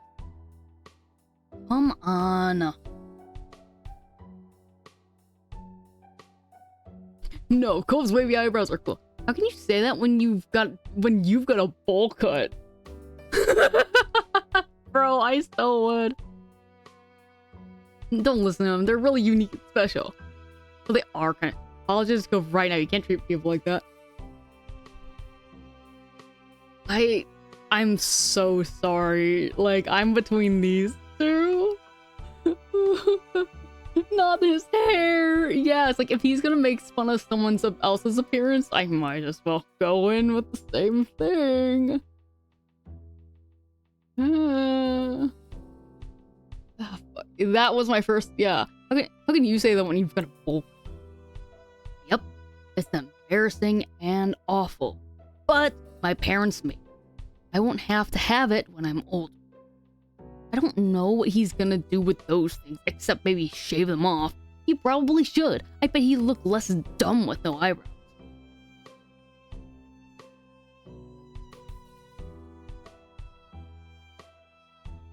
So... I'm gonna pat Cove on the shoulder. Cove gave you a watery look in exchange for the silent support. Trying to talk to the rude boy clearly wasn't going anywhere.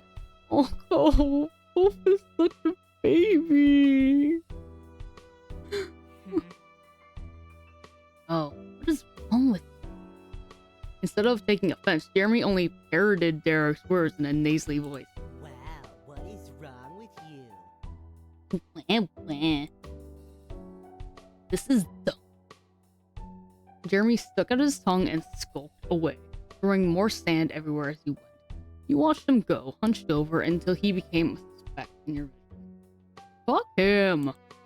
Silence reigned in his way. The three of you tried to process what just happened. What a mean kid. Derek wasn't kidding, and by the sound of those earlier complaints, the new boy Jeremy was going to be in the area for at least a little while this summer. Derek sighed in dismay. Jeremy needs to take a nap. Jeremy needs to eat a Snickers. Let's be real. He's not himself when he's hungry. He needs a Snicker bar. Not sponsored, by the way. Derek sighed in dismay, flopping on the ground. You followed, and Cove did too shortly after. There wasn't much else to do. This sucks. I was hoping we could meet someone fun, hang out maybe. He shook his head. After a moment, he slowly turned to you with a hopeful expression. But, you know what would really improve the day? What? He didn't respond. Instead, he used a hand to point, right at the fruit arrangement that you were still holding. I was still holding it. God damn it. You completely forgot about it during the mini drama that unfolded. You had gotten used to the wait. There. Glancing over to Cove, you noticed he was eyeing the fruit. He must want some too. You know what? After that, yeah, why not? Derek perked up immediately at your word. He reached up for his spear, hesitating slightly once he was inches away. Are you sure? You nodded. With an eager grin, he plucked out a prime row of fruits. Cove grabbed one for himself after him. Only you were without a spear of your own. Pineapple, grape, strawberry, melon. I think out of all of them, I've had melon texture. It's weird. Pineapple, when it's cooked, is fine, but this is not. Grape, I don't know. Strawberry is probably like the one that I've actually had that's not too bad. Sorry, I'm a very big texture person. The strawberry was a bright red and beckoning you. It was the obvious first choice. Derek ate a pineapple skewer, enthusiastic, finishing it within a moment. This is amazing. It's not different than any other normal fruit. It's kind of worse. They've been out in the open with their skins off for a while. Sheesh. Hey, you do remember the land before time? That fruit thing makes me think of it. The dinosaurs all like the leaves that were shaped like a star. Oh my god, the land before time! Oh yeah, tree stars. Yeah. Chomping leaves look so delicious when they... And there was that scene with the pretty trees and all the dinosaurs came in and picked everything off them until there was nothing. That's us right now. Us. Derek is squishy, and I believe in the DLC Derek is another romanceable option. I love that movie. I've never seen it. I didn't like that one. That movie's for kids. Eating leaves looks good. Should I worry about you? You think things taste better when they're shaped like stars? No, I love that movie. Let's be real. Me too. The three of you continued like this for the next few minutes. Eventually, the display was barren. It looked weird when devoid of fruit.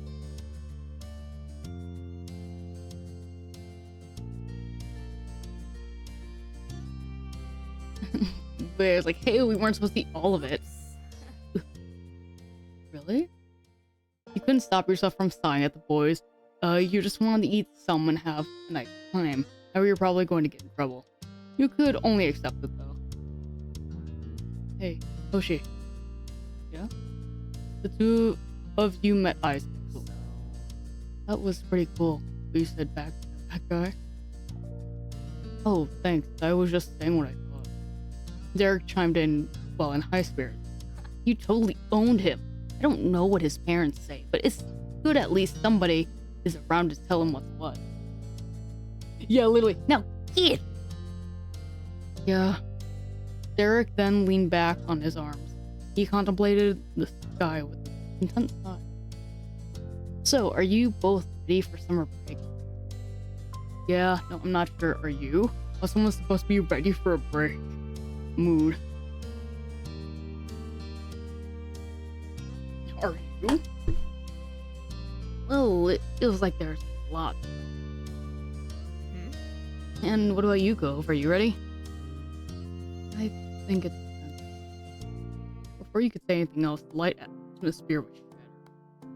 Hey. Hoshi. Elizabeth, you glanced over your shoulder to see your sister. She strode closer and closer, appearing none too pleased. I've been looking all over for you. Ma said you and Cove ran off with the thing Mr. Holden bought for us. She leered over you with arms folded. So, where is it? Lizzie now just goes by Elizabeth because, she said that she was too grown to be called Lizzie. Oh, it's gone. What do you mean? Gone. You moved over to the side to face her completely. You zeroed in on the bouquet in your hands, which was now populated exclusively with skewers dripping in juice and tiny flecks of leftover fruit pieces. Her mouth dropped open and the tone of her voice broke. What? Seriously, Hoshi? What were you thinking? It was supposed to be for all of us at home. She glanced at Cove, who sat beside you, and continued mocking. She's growing up too fast. She's gonna regret it when she's 21, LMAO. Honey, I don't know, man. I don't know. I didn't have this problem. I didn't have this problem of, well, no, I had the problem of growing up too fast. I don't know. No, look, we're 13 now. So she's like, again, she's older. She was in the double digits when we were 8. So she's maybe like 2 years older. She's 15. I don't know. She wants to be a cool kid. Even if you're the most important person in the household to the delivery boy, this was up to his dad. I should say she's trying to grow up too fast. Yeah. It seemed everybody was in a mood to tease you and Cove today. Within moments, Cove's cheeks flustered red. He picked at the hem of his shirt, suddenly finding it very interesting. He always became nervous when Elizabeth would strike at your relationship.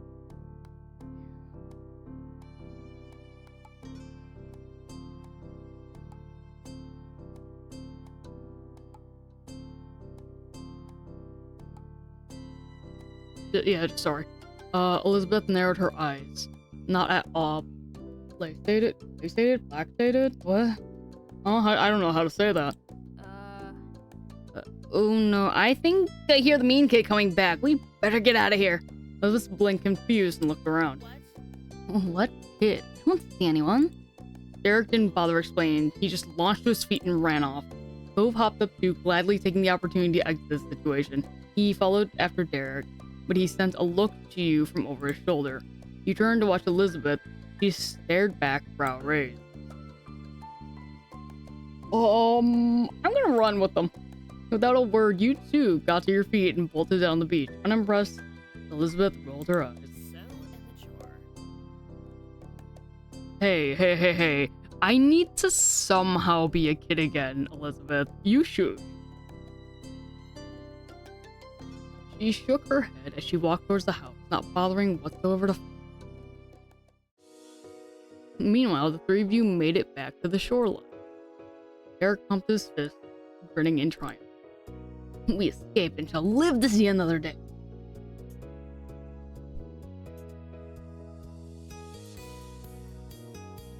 My moms are gonna be so mad when Elizabeth tells the story. I'm just gonna say yeah for now at least. I still have to face Elizabeth and go back home. You chuckled together, walking further down the beach side by side. Enjoy your youth, Elizabeth, please, I'm begging. Aru, you're not getting to her.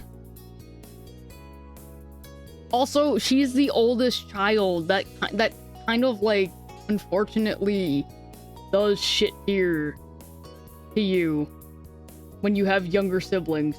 Like, I'm the youngest sibling, but at the same time, I kind of understand this because I had to treat most of my friends as children. Yeah, you just get a different mindset when you have to take care of people the same age. You definitely wanted to stay outside a little while longer. You had gotten a bit of scolding from your moms for not saving any of Mr. Holden's gift for Elizabeth, but you didn't get any real punishment for it. Instead, while you were out with the boys, Elizabeth returned home to share the news. The three of them went to get dessert on their own. It was declared even by your parents when everyone got back, and the event was settled. That was a while ago now. Later that night, you found yourself seated near the kitchen counter. Oh, the phone.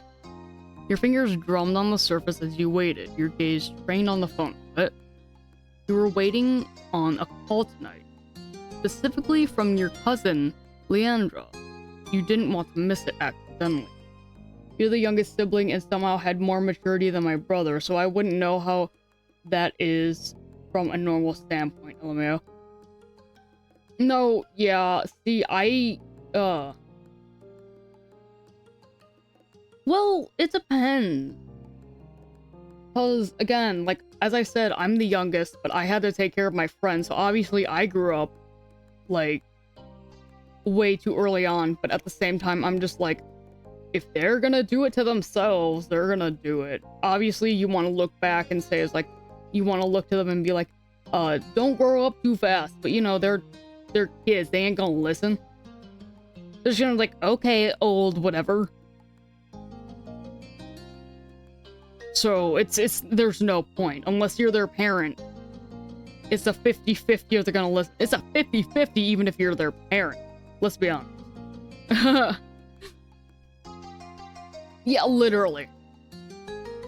Your uncle, aunt, and Lee used to live many hours away. Your families only saw each other a few times a year for big occasions. A while back, though, they'd moved and were closer to you than ever before. You now hung out regularly. With school being out, you're positive she's gonna wanna come over a lot. The two of you were the same age and got along well. She used to be really fond of Elizabeth, too. But now that your sister had become allergic to interacting with her own family, it tended to be just you and Lee who spent time together.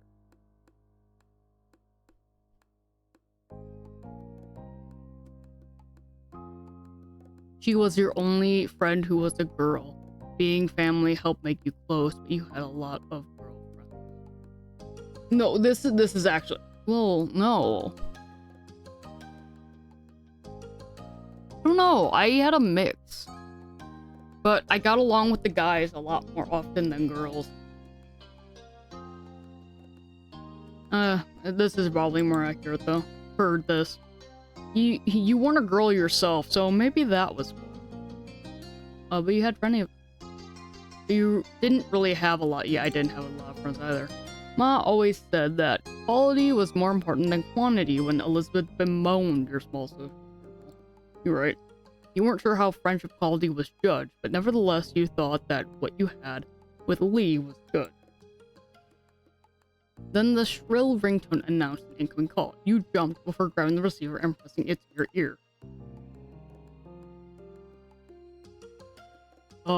Yeah. You were greeted by a distorted, high-pitched giggle. Why do you sound so weird? Mom answers the phone like that sometimes. It's supposed to be polite. You should go with hi. Now it's something a robot would say. There was static on the end, as if Lee was shifting wherever she was. So can you believe school's actually over? Thought it'd never be done. Now we don't have to do any of that boring stuff, and we get to hang out whenever we want. Speaking of hanging out... Lee, can you wait a second? Let me just head to my room. Oh yeah. You got up from your seat at the counter. Luckily, the phone was wireless, so you didn't have to worry about any cords tying you down. Oh my god, I remember those phones were so nice. Your mom's had a rule about not moving the phone unless a call was in progress, which was why you'd been sat by its cradle waiting for Lee to call. No, that made sense. It was nice to keep everything in its proper place. But now that Lee had called, it was okay for you to go upstairs to your bedroom to talk to her.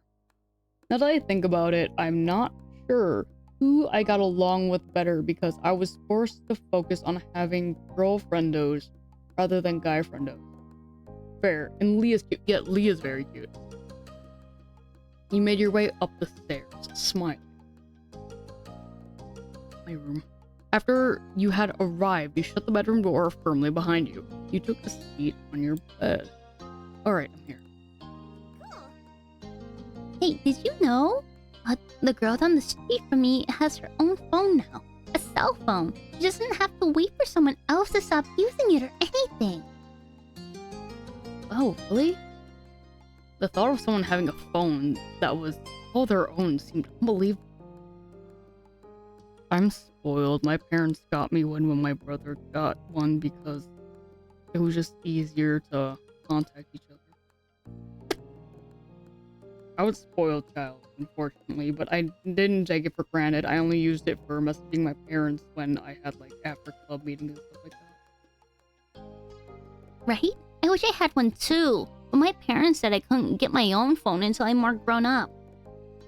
As it should. I wish they'd changed their mind. We could call each other every single day and no one would be able to stop us. How great would that be? Really great, but wouldn't I still be using a home phone? Too bad that's so far away. Really great. We could even stay up late talking about whatever we want. Lee sighed thoughtfully into the receiver. At least they said I could have it someday. I can't wait. She sighed dramatically. I bet I'm not gonna get one until I'm all the way in college. Squeezing the phone between your shoulder and ear, you puffed up your pillows and made yourself more comfy. Oh my god, that's bound for me to be falling asleep on the phone. It was strange to think of a time when normal school would be over, and you'd have to choose whether or not to go to college. Dang. Okay, so this takes place, like, early 2000s, like, mid-2000s. Dang, okay. School was such a big part of your life right now.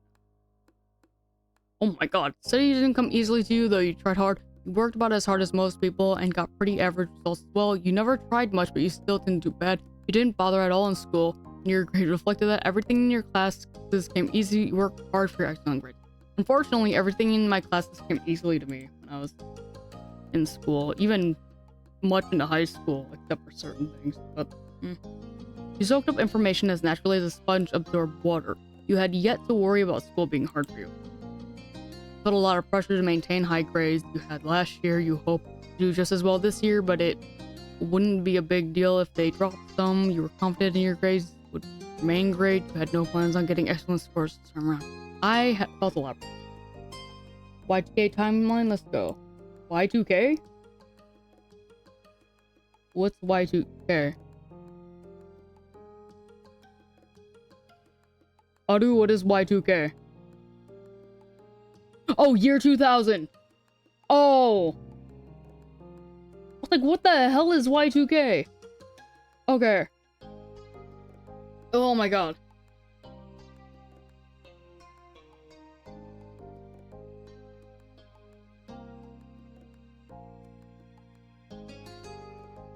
All these freaking abbreviations get me so confused.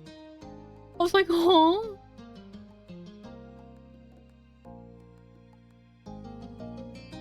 It reminds me of like when I look up clothes and like there's a certain name for a certain like piece of clothing. Like that I guess I understand because like, you know, that's just fashion slang. But oh my god, how did I not know that until now? My future depended on it. I wish. Okay, year 2000 is what they named the early 2000s. I didn't know that. I'm learning stuff every day, but I don't like it.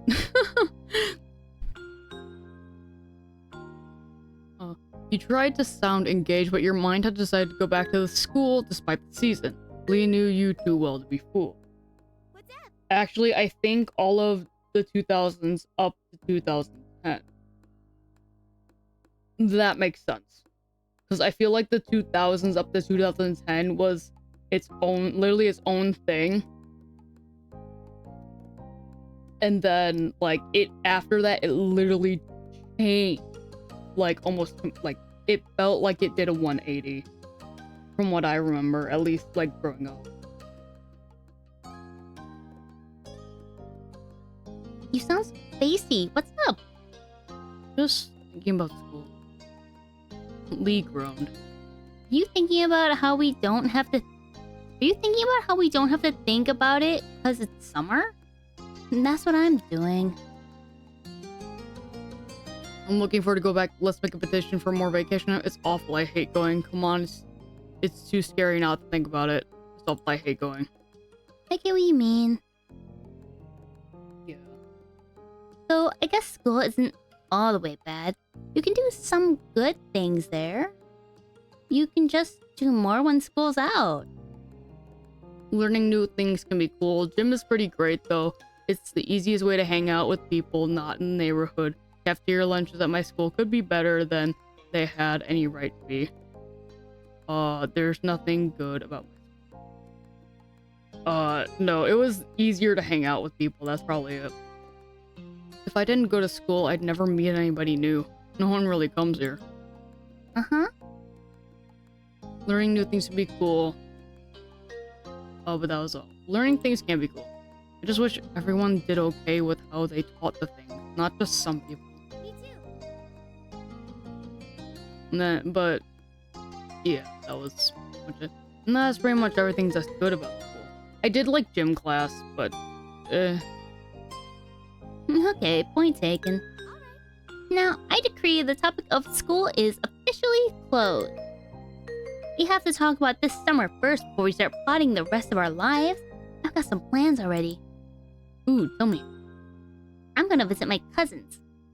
You chuckled, of course. What's something you want to do? First thing that comes to your head.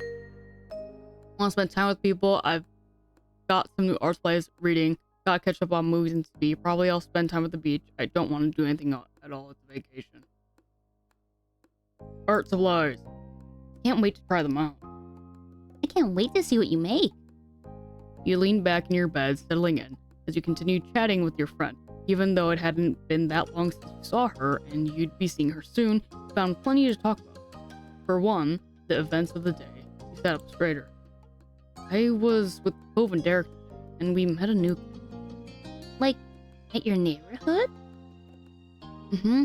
His parents are visiting family, so it sounds like he'll be around for a little while. I don't know. What was he like? Mean. He kept snapping when all you're trying to do was talk to him. He just kept being rude to everyone. But especially Cove. It was awful. I don't think I want to meet him. You want a boy to stay away before even meeting him? That's an unexpected twist. Your cousin was pretty popular with the boys who knew her. She seemed happy enough to have them around until they started to annoy her. Hey, who are you to talk? You give practically all your attention to boys, or maybe just one boy. I see how much you like Cove. You got me, yeah. That's a special case. Don't give him all my attention. I would literally go defensive. Don't give him all my attention. Lee laughed at your denial, deeply amused. Even though she couldn't see, you shook your head at her, grinning to yourself. There was a stomping noise approaching your room, heralding the arrival of your irritated older sister. She flung the door open, a frown etched on her face. Come on. How long are you going to hog the phone? Glancing at your watch, you realized that your quick call had gone on much longer than anticipated. Elizabeth held out her hand, the other one lodged on her hip. You noticed the realization on your face. Time's up. Gotta go, I'll see you soon. Okay, with a sigh, you said your goodbyes. Where?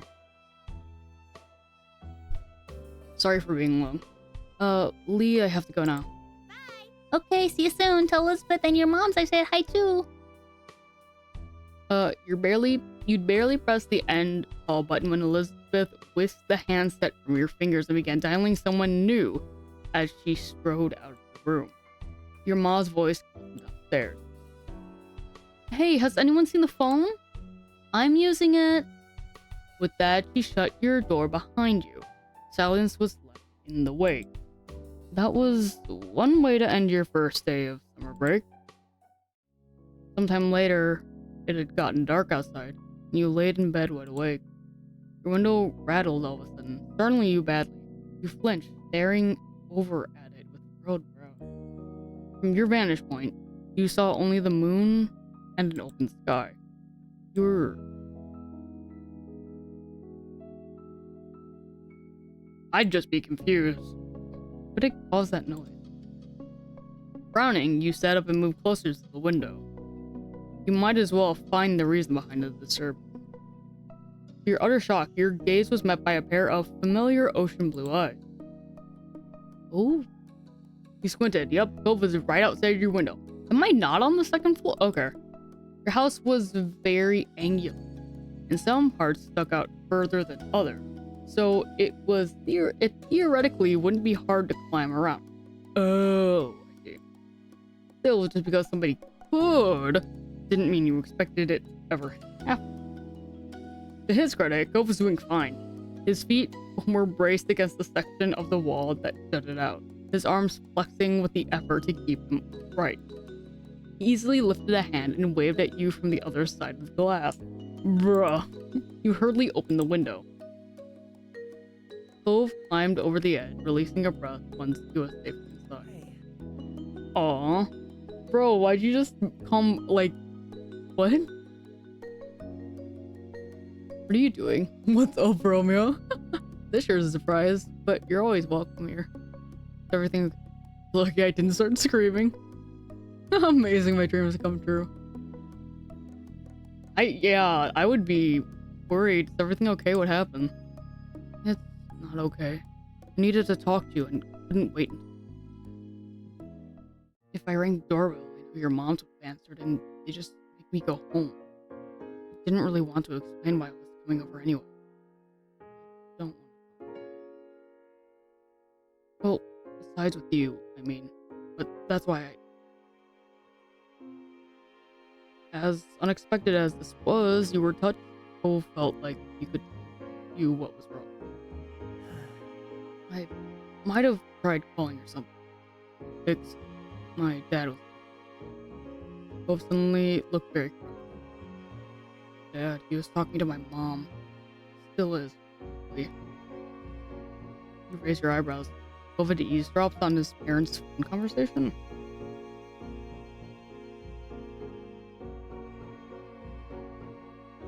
To be honest, I've eavesdropped on my parents' conversations too.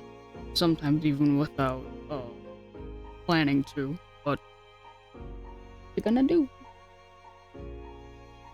Like, depending on how long.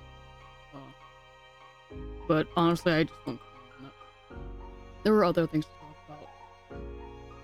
Are you going to stay with your mom for a while again? Every year, Cove was sent off to live with his mom for a few weeks. When it happened, varied. Sometimes he would go during winter break, but usually he went during summer. Even though it was hard news when you found out he was leaving and you missed seeing him those weeks, you understand. You're surprised however he should. That's what I thought too. No. That's not what they were saying. My dad asked my mom not to have me leave this year. He said she could come stay with us here. You waited for him to continue. He didn't. The conversation abruptly dropped off. You couldn't help but stare at Cove. There was a complicated mix of emotions and expressions on her face. What did your mom say? She told him she'd come. I know she's coming soon before school starts. You had heard Cove talk about his mom a lot over the years. he tell you about past memories or what happened while he was visiting her. Still, it was one thing to hear about someone and another to actually meet them. Very soon, you were going to see Cove's mom in person. You were taken aback by the news, so you could only imagine how Cove felt. You looked over at him. He was pacing across your room, his features painted in red. Before, they'd barely stay in the same room long enough to have lunch. Now we're gonna be all together again. Three of us after all this time? Just for a few weeks. I know I should probably be happy they can talk to each other now. I'm still not. I'm just confused and freaked out. And now I feel really bad feeling this. Oh shit, it's so... His fist tightened and his eyes became misty. I couldn't keep getting like this. It's been a long time already, and I'm not a little kid. Though he wouldn't meet your eyes, you knew he was waiting.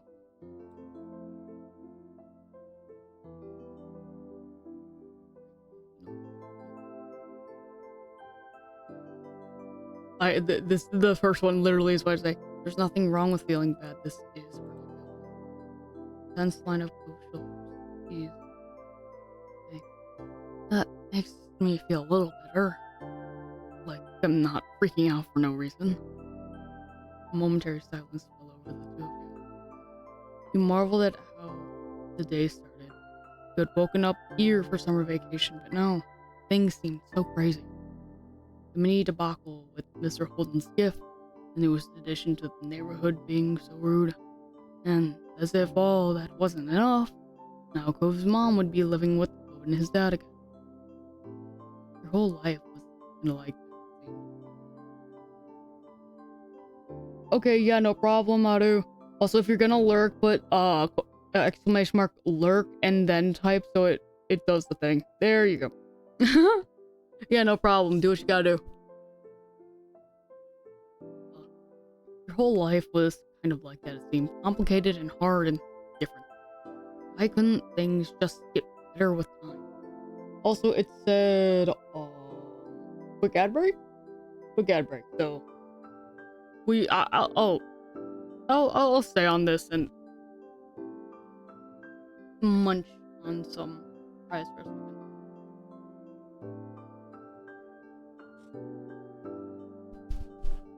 Oh my god. Guys, it's so freaking cold. And I know me wearing shorts doesn't help that, but oh my god. Not even my legs that usually get cold, it's my arms and hands.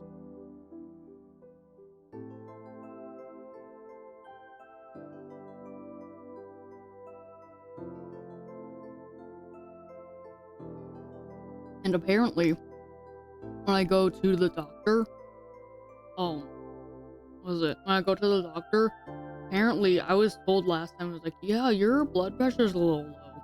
It's been low for like over long. I'm like, what? I wasn't told this. Like, yeah, it's not like dangerously low, but it's kind of low. I'm like, oh.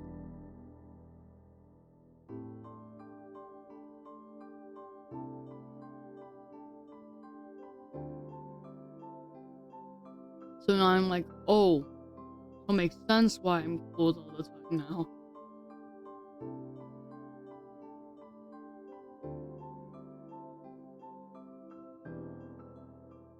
Like, it's not just from losing weight and stuff like that.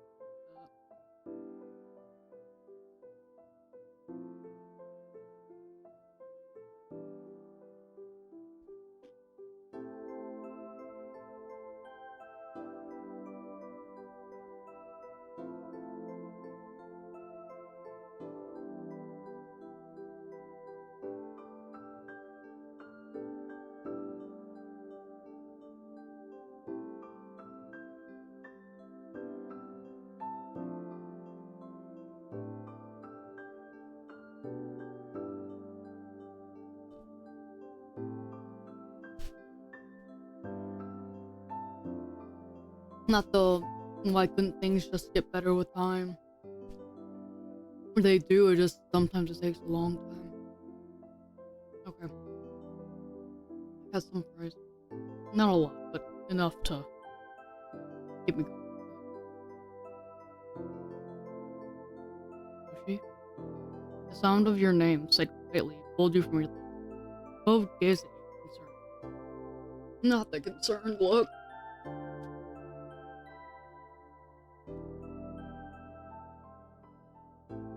Don't be concerned, baby boy.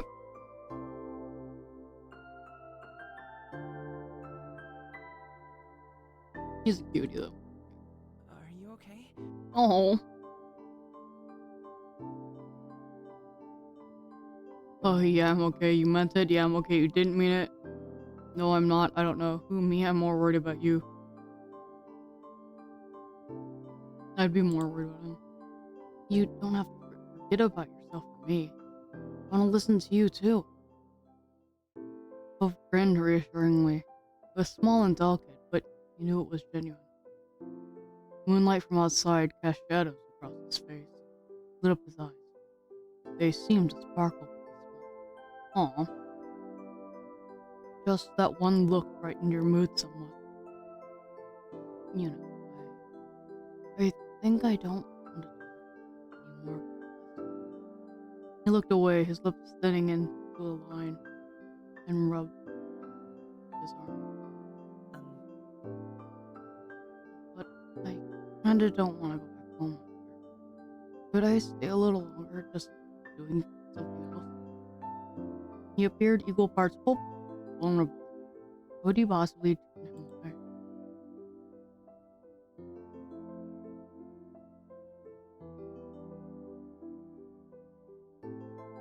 So,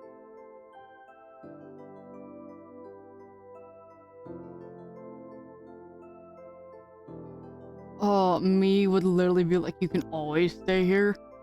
That's literally what I'd say. But obviously my, in my mind it's like, oh, you can stay tonight, but we should make a habit of this.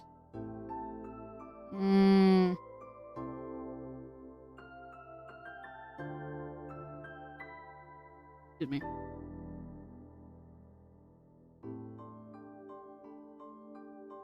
Bro.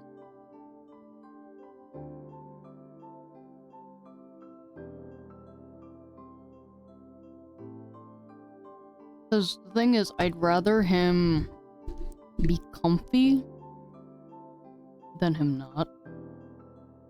So I would rather him stay here. You held his gaze confidently, hoping your words got across to him. Aw, Cove perked up at your response, a smile appearing on his face. He immediately took a seat on your bed, not afraid to get comfortable in your room.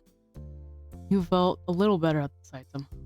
You still had a lot of worries, but you were glad he was here. And not just tonight, you were glad he came into your life in the first place. That was a change you'd never want to undo. It felt totally natural to let him into your little world. That initial friendship had deepened so much over these past years, and you were certain there was room to get even closer. You joined Cove on your bed, taking a seat across from him. He smiled at you again, but you could tell this time it was half-hearted. He was still easy to read.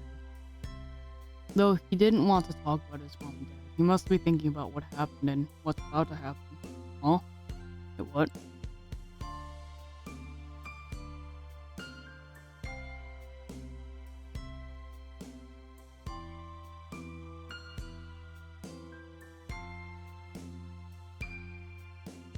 I'd be awkward and pat him on the back, to be honest. You stretched your short arm out and softly patted his back. It wasn't much, but you hoped the contact helped even a little. Cove blinked, startled, before his expression softened into something more. The conversation was stilted and broken, often by silence at first. Oh my god, look at his silly grin! What? Oh my god, then both of you were able to get into your usual candor. Oh my god, look at the silly boy!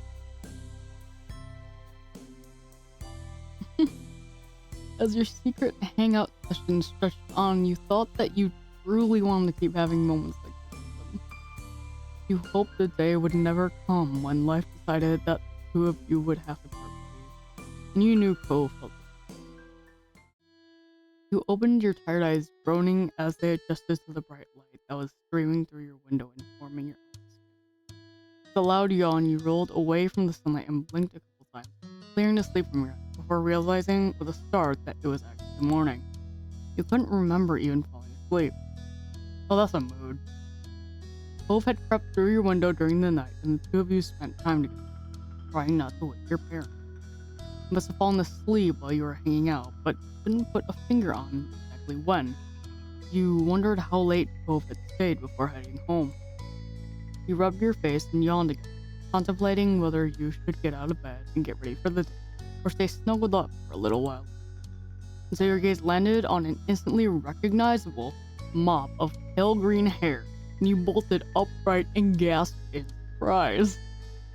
He never left. He was still there in the morning.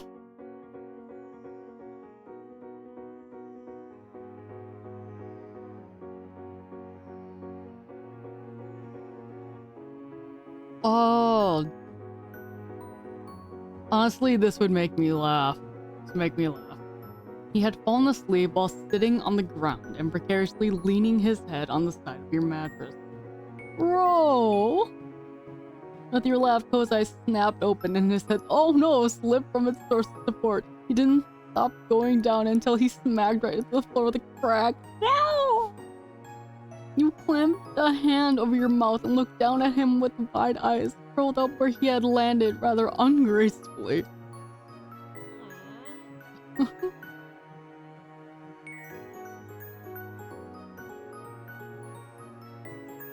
Are you okay? You winced at his tumble, hoping no one else in the house had heard either of your outbursts. Yeah, I'm alright. Bill rubbed his forehead a little, and you weren't sure that was entirely true. Oh. If either of your moms found out Cove had slept here last night, the two of you would be in big trouble. Cove blinked at you a couple times, eyes growing in panic as some thought that only he could hear several. Fell asleep? You weren't exactly sure what to do as you watched Cove pace your room, looking around frantically. Cove's hands flew to his face, letting out a sigh of relief when he found his glasses right where they were supposed to be. Despite that, he hadn't calmed down completely. The atmosphere was still frazzled.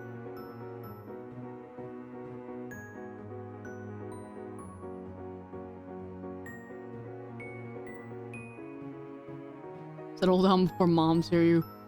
Literally. Cove nodded, his shoulders tensed as he fixed you with a firm stare with his turquoise eyes. Letting out a heavy sigh, he ran a hand through his hair in exasperation. He couldn't look at you again as he spoke. Oh, I'll see you later. You were confused by how all of this had played out, but hoped that was true. Right, like, at that, you were suddenly wrapped up in a tense embrace. As panicked as he was, this seemed to be something he couldn't forget before leaving. Oh, thanks again. You're a good friend. Really. Oh, he firmly whispered the words into the top of your shoulder. It made you feel tingly. But you were let go before you had a chance to respond, or even fully. In a matter of seconds, he had climbed over your bed and opened the window. A cool breeze rolled off the ocean, fluttering through Cove's hair and filling your room with its salty scent. Cove fearlessly stepped out onto the ledge.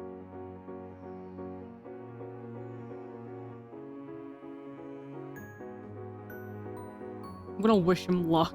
Good luck, be super careful.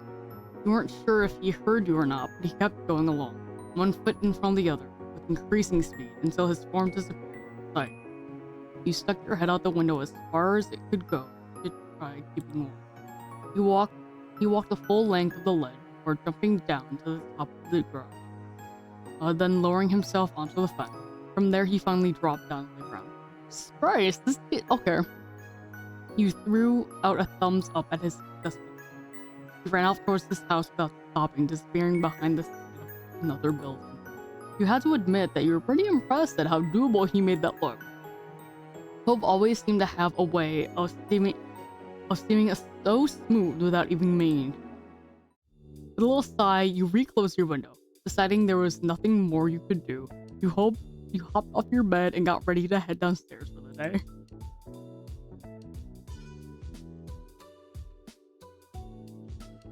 Um,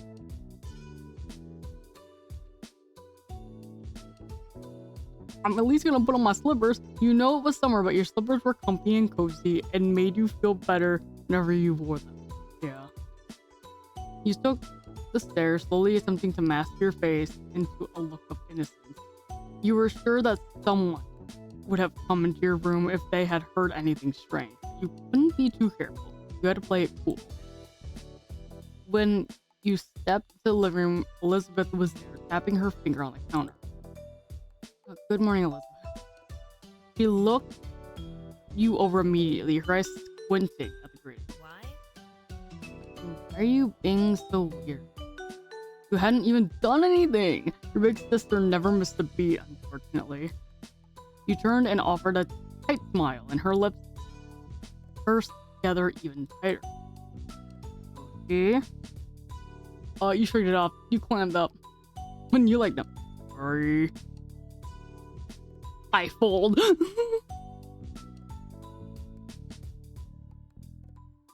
Sorry. For what? I began to smile, thinking whatever you were hiding was bigger than she assumed. Oh, I bet. Come on. Yes, you do. Tell me. Further suspicious squinting occurred as she waited for something. But ultimately, she rolled her eyes, and you weren't sure if you were in trouble or not. She didn't seem to care enough to dig any further. Whatever. And then she walked straight out the front door, letting it slam shut behind her. And you let out a brief sigh. Elizabeth went out most days. They hang out with their friends from school or from town. Today, you were extra glad for it. Though you were also grateful she hadn't left the house any sooner and risked running into Cove. It looked like you were getting away with it. Breakfast was eaten in peace and alone. Your moms were both out by the time you had gotten up. They had left you a serving of food from the breakfast they made. Hash browns, an omelet, fruit salad, and there were a few sausages.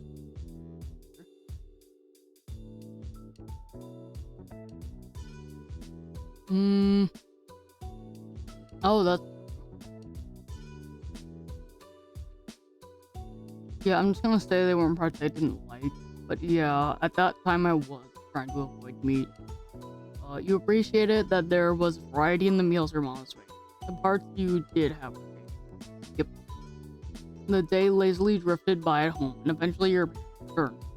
You pulled open the fridge again, lingering in the frosty air for a moment or two before grabbing a bottle of ice-cold water and taking a long drink. It was a perfect balmy summer afternoon, and you had decided to head outdoors and find something to do. You hadn't decided what that something was yet, but you were sure something would pop up to occupy your time. As you were heading out the front door, you paused for a moment. You hadn't seen Cove since he had left that morning, and you couldn't help but think about what had happened to him. Could it be bad to go over to his house right now, or to call him to check in? You stepped out of your house, still stuck in an internal debate with yourself, and a voice caught your attention. Hi. Huh? I was like, huh? Confused, you looked over to where an unrecognizable woman was waving at you. A friendly smile plastered on her face. Huh? You racked your memory for where you might have seen her before, but nothing came to mind. Not your school, or from the country club your moms took you to. You had absolutely no idea who the woman was. The woman crossed the road towards you, and you were a little unsure whether you should stay put or go back into the house and lock the door. Oops, I'm sorry, was that presumptuous? I've heard about you, but you have no idea, do you? You shook your head, and she removed her sunglasses to reveal sparkly ocean blue eyes. All of a sudden, she seemed a little more familiar. My son lives here, and my ex too. With a bent smile, she lifted a hand to point at the condo across the street from your own house. She was Cove's mom. You didn't know why you hadn't realized sooner, now that you'd gotten a good look at her. She seemed nice. She was strange. She does look young. Made sense that she was Cove's mom. She felt different to Cove. Very true.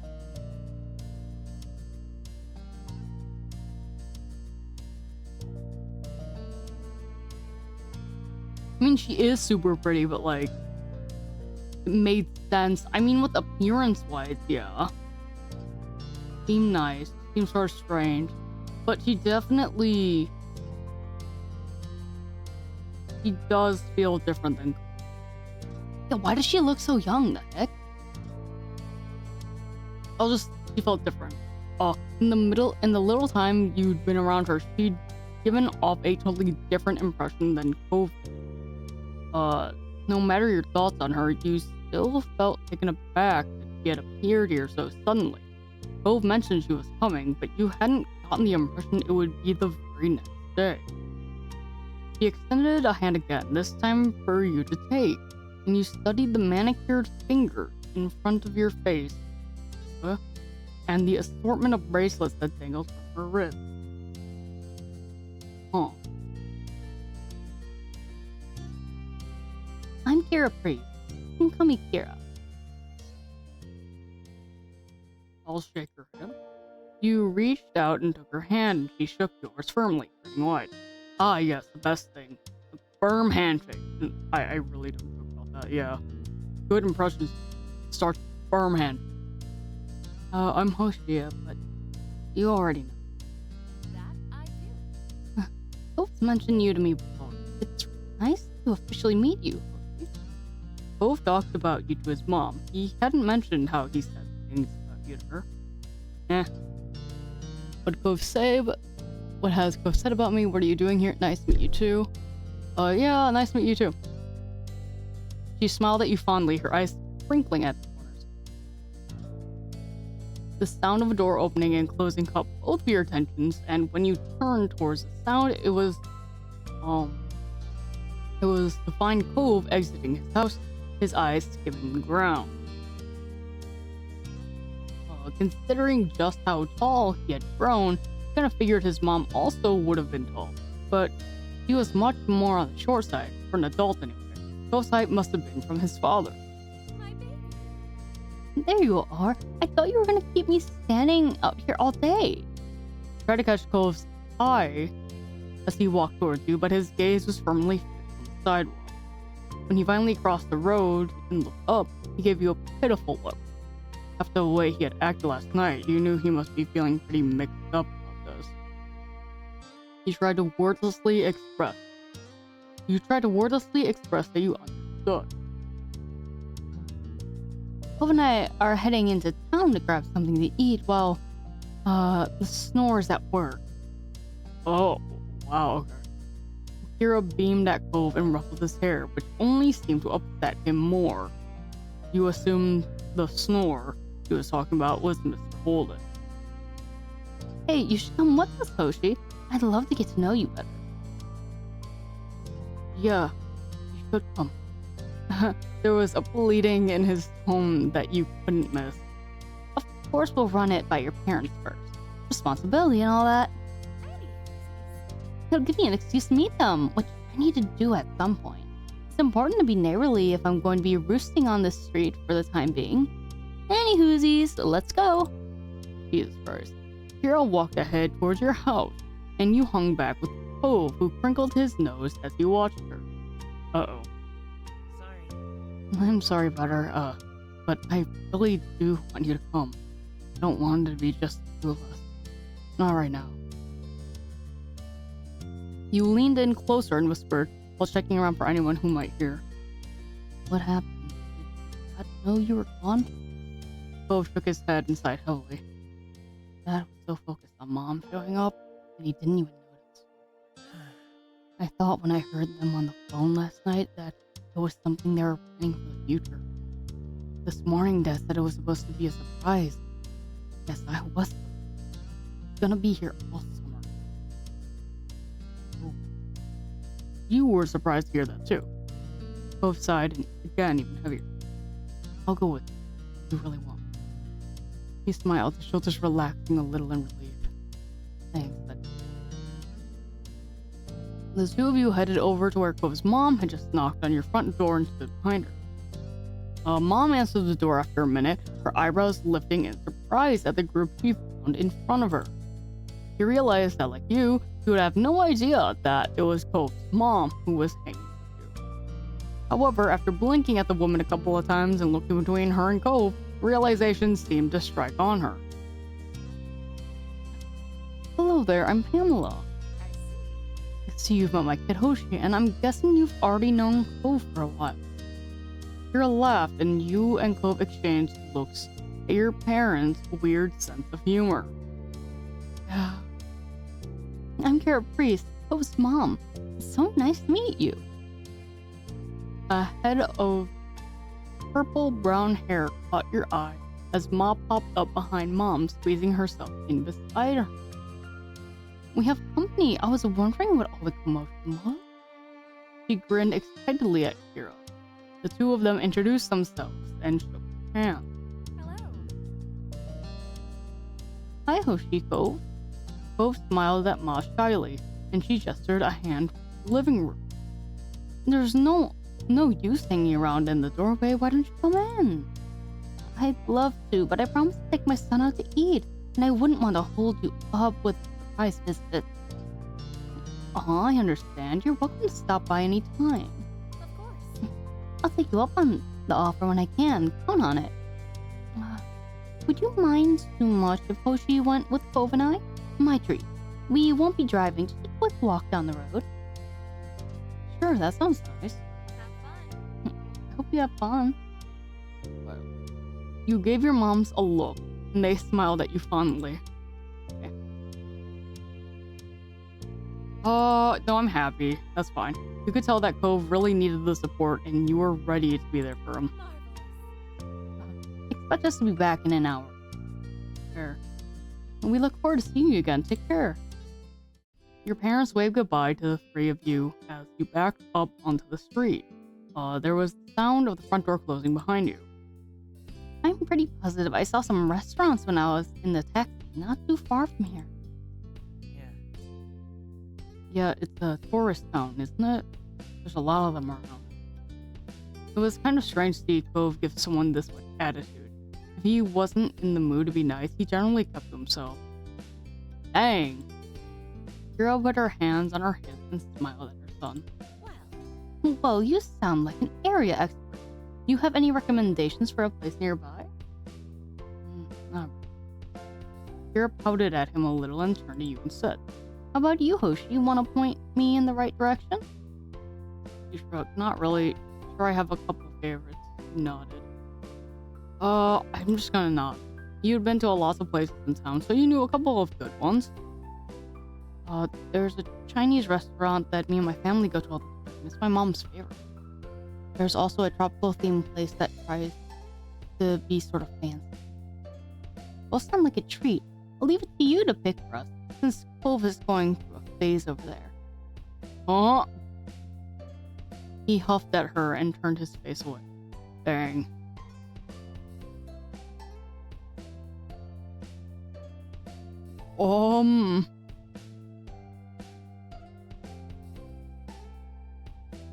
Hey.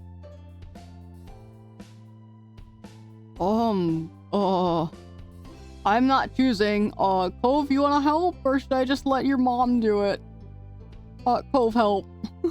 It's okay, Cove. Tell us which you want more. He mumbled sulkily, willing to reject his mom, but not you? I like the tropical place. That's what I would have gone for, too. With 2 votes in favor of one restaurant, it seemed it was settled. We can go there. thank you. Oh. Will you show us the way? You nodded, taking the lead of your little group as Cove and his mom followed behind you. Together, the 3 of you left the neighborhood behind. Hey yo, this is a new panel. Background. The walk was about 15 minutes, and along the way, Kira asked a lot of questions about the area. Cove was quiet most of the time, so you ended up answering her instead. Kira explained that she lived in a large city, and she loved how peaceful and relaxing everything seemed in Sunset Bird. The restaurant was busy as usual, but luckily you were shown right to a small table. Kira lowered herself into the chair, while Cove picked the one diagonal to her, not facing her, or to her side. It was awkward. Let's see. Start. What do you all like to drink? I'll get an orange. Noted. Okay. Just water, soda, milk. I can't have milk, actually. It hurts my tummy too much. Juice, coffee. I just go Wawa. Lemon or anything? There's sugar on the table. Lemon. Sure. Kira placed the order for your drinks, getting a black hot coffee for herself. It didn't take long before they were brought to the table and set in front of you. You took a long sip of your drink as you looked around the restaurant. Your small group checked over the menus, deciding what to order. The last time you came here, the dish you ordered was amazing. You wanted to order something different this time. Kira and Cove didn't need any encouragement for this. They were totally focused on the information in front of them. Soon, the meals too were ordered and the menus taken away. You glanced at the table surface, waiting to figure out what to say. Cove thumped back further into his seat and avoided eye contact. Oh, he started to twiddle his thumbs while acting like all this was perfectly normal. His sour feelings today were unignorable. Instead of asking more open questions, he'd brushed off. Kira had mercy on her son and instead put her focus to you. So, What's a few things that you're into? There's gotta be something you do for fun, especially now that you're not buried in school assignments. Oh my god. Reading, watching stuff, games, hang out with people, go to the beach, sports, music. I'm really into Cove. Art.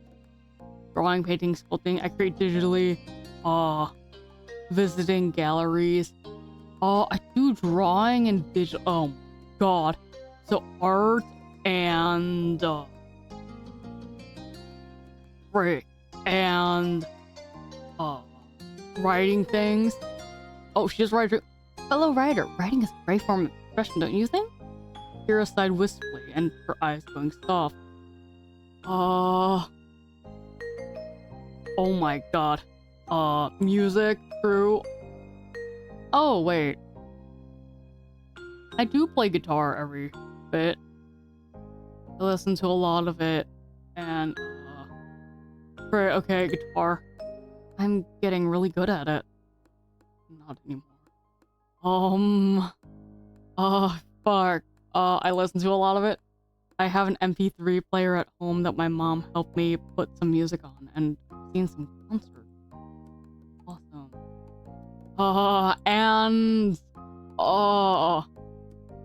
I know I can't, you know what? I'm just gonna not say anything else, because I'm not gonna bring Cove into this.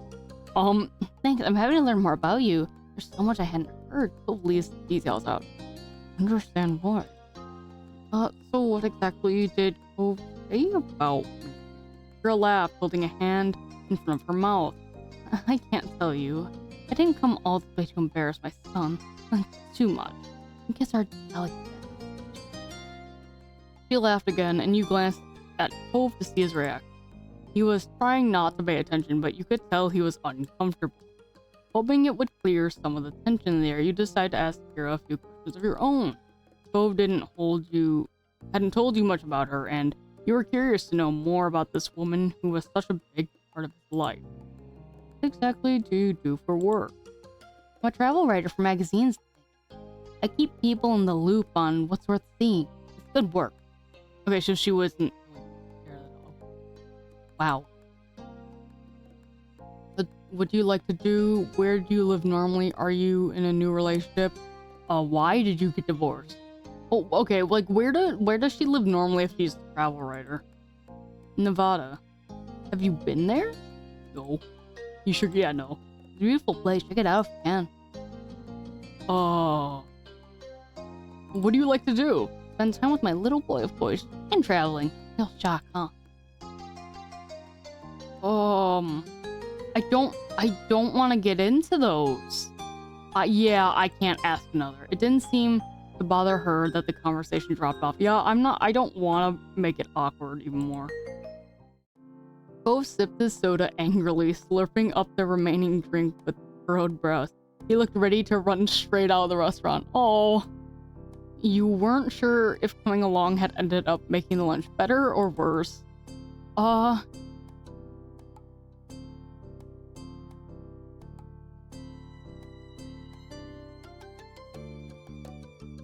Giving the sympathetic look, Cove eventually noticed you watching him and you gave him a look to let him know you were there for him. Aw, it took a couple of moments, but finally he cracked a smile, and that made you feel a little lighter inside. Very cute. Aw, he thinks we're cute together. Oh, Cove covered his face with his hands and leaned back in his seat. Seriously? Mom, why would you say that? You felt bothered too. You blushed. Thanks, we are cute. I would laugh at that. That was definitely unexpected, and there didn't seem to be any other way you could react. Your meals were delivered shortly after that, and everything was so delicious, even Cove enjoyed his food. Okay. Alright, now that we're all full and content, can you explain please why you've had a bug up your butt all day? I'm like, damn! Cove's face scrunched at that. Seriously, baby, what did mom do to make you this mad? I haven't even been around a full day yet. He gripped the edge of the table, refusing to make eye contact. The words he spoke were barely audible over the din of the restaurant. You could have fooled me. Yes, you could have fooled me. Damn. She leaned forward to not miss anything, eyebrows raised. Fooled you what? He finally seemed to find his voice and spoke the thoughts that had been on his mind. That I wasn't going to visit you this year. That you were gonna be coming instead. Didn't you invite me? You want me here with you? Cove's eyes began to shake and his frustration ebbed. I do want you to be around, but didn't know it'd be like this. It's not the same, and nobody said anything. I see. Her expression grew tense. She threaded her fingers together and placed her hands in front of her on the table. We've both been gifted another Clifford surprise. Referring to that as a Clifford surprise almost caused both of you and Cove to crack a smile. You also had no idea his name wasn't just Cliff. Over 5 years, nobody had ever called him Clifford until now. She smoothed her hair out, not letting go of her stern look. The more things change, The more they stay the same. You let out identical sighs, but smiled weakly at one another afterward. I'm sorry. I can go home. We can still set up a normal trip to my place before the summer ends. Cove's lips tightly closed together. He seriously pondered. I mean, I think I do want you to stay. I miss it when you're not. Oh, my heart. Aw. He reached across the gap, grabbed his face, and planted a kiss on his cheek. Cove tried to wiggle away. Mom, stop. I'm sorry, sweet young men need to be smooched by their parents. Ayo! If I don't, they'll take away my mom license. That's sweet, though. That's sweet of her. That's very sweet. Kira was completely enthused by Cove's admission, though a tone of seriousness did return to her voice when the conversation continued. Do you want to talk to your dad, too? no. No! Goddamn. Cove had snapped the word instantly, but reeled his noise back in just as quickly. Maybe later. Not. It's alright. We can shelve it. Yeah. Thanks. Thank you for talking to me, little mister. She grinned affectionately at him before turning your way. And thank you. Well, what did I do? It's easy to act like a baby with your mom. It's harder to keep that up with your neighbor watching everything. Especially when you really care about what that neighbor thinks of you. She winked. Oh, Mom. She just ruffled his hair with a laugh and moved her hand down to tap the end of his nose. And that was how the issue was solved, at least between Cove and his mom. Aw. When the three of you left the restaurant and Kira paid the bill, you walked back to your neighborhood slowly. You had eaten so much by that time, you were beginning to feel sleepy. Yes, I have eaten my fill and now I sleep. It didn't help that the lunch had happened late and the sun was already beginning to descend from the sky. Whoa, his hair changed too, I think. But eventually, you reached your street. Someone was there to greet your group upon arrival. Welcome back, family, and Ochi too. Oh. Dad. Oh my god. The two walked past him into the condo without sparing another word. Despite the summer heat, their shoulders were cold. He rode the back of his neck with a crooked smile, but his eyes were soft as he looked on after them. He's so much better, Mom, don't you think? You gave a vague nod, not sure what he was expecting you to do. He nodded back, far more energetic. Okay, have a nice night. You too, Mr. With that, Cove's dad disappeared to join the others inside. It was your turn to go. Summer hadn't started off at all how you imagined it would have, though it turned out to set the tone well. Having Kira in the neighborhood was a new experience for not only you and Cove, but also both your family. And a dull moment was rarely had. Oh my god. Okay, hold on. Let me save this real quick. Okay. So, let me look at this. Dang, okay, I'm usually one for... Go here. I'm usually one for doing longer streams, but today I'm just... Unfortunately, I'm sorry, I'm not feeling too well. So, I'm going to be... who is doing go right into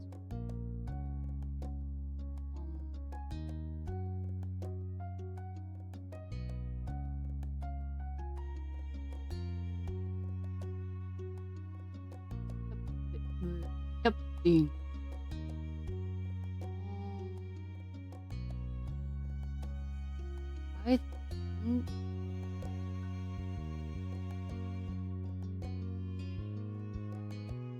I think we're gonna go. How long has Nomi been streaming?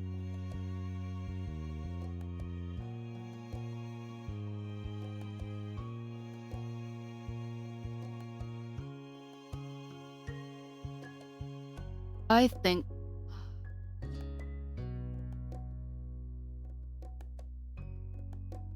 my friend Nomi knows me laughing.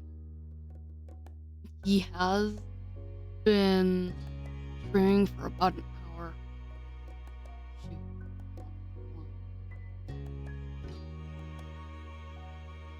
Okay, he's reading Elsa's Adventures in Wonderland, I believe. So I'm going to send you off to him. He doesn't have anyone in his chat, and that makes me really sad. So we're gonna go off to Nomi. He's such a sweet guy. And everything all of his assets that you will see, he hand painted those. I love them so much. He's such a good artist. So let me send the raid message too. there's our lovely raid message. Thank you guys so much for dropping by and staying around watching me play this. And again, thank you for the love and care. Thank you guys so much for the 200 followers. That means so much to me. And I will get the art raffle prepared for you guys. I'm going to try to make sure I can get it done by the end of the day.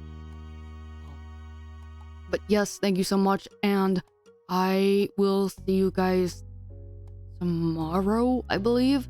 I don't remember what we're doing. But yes, I'll see you tomorrow, and love you. Thank you so much. Again, I'm so happy to have you guys. You guys mean so much to me.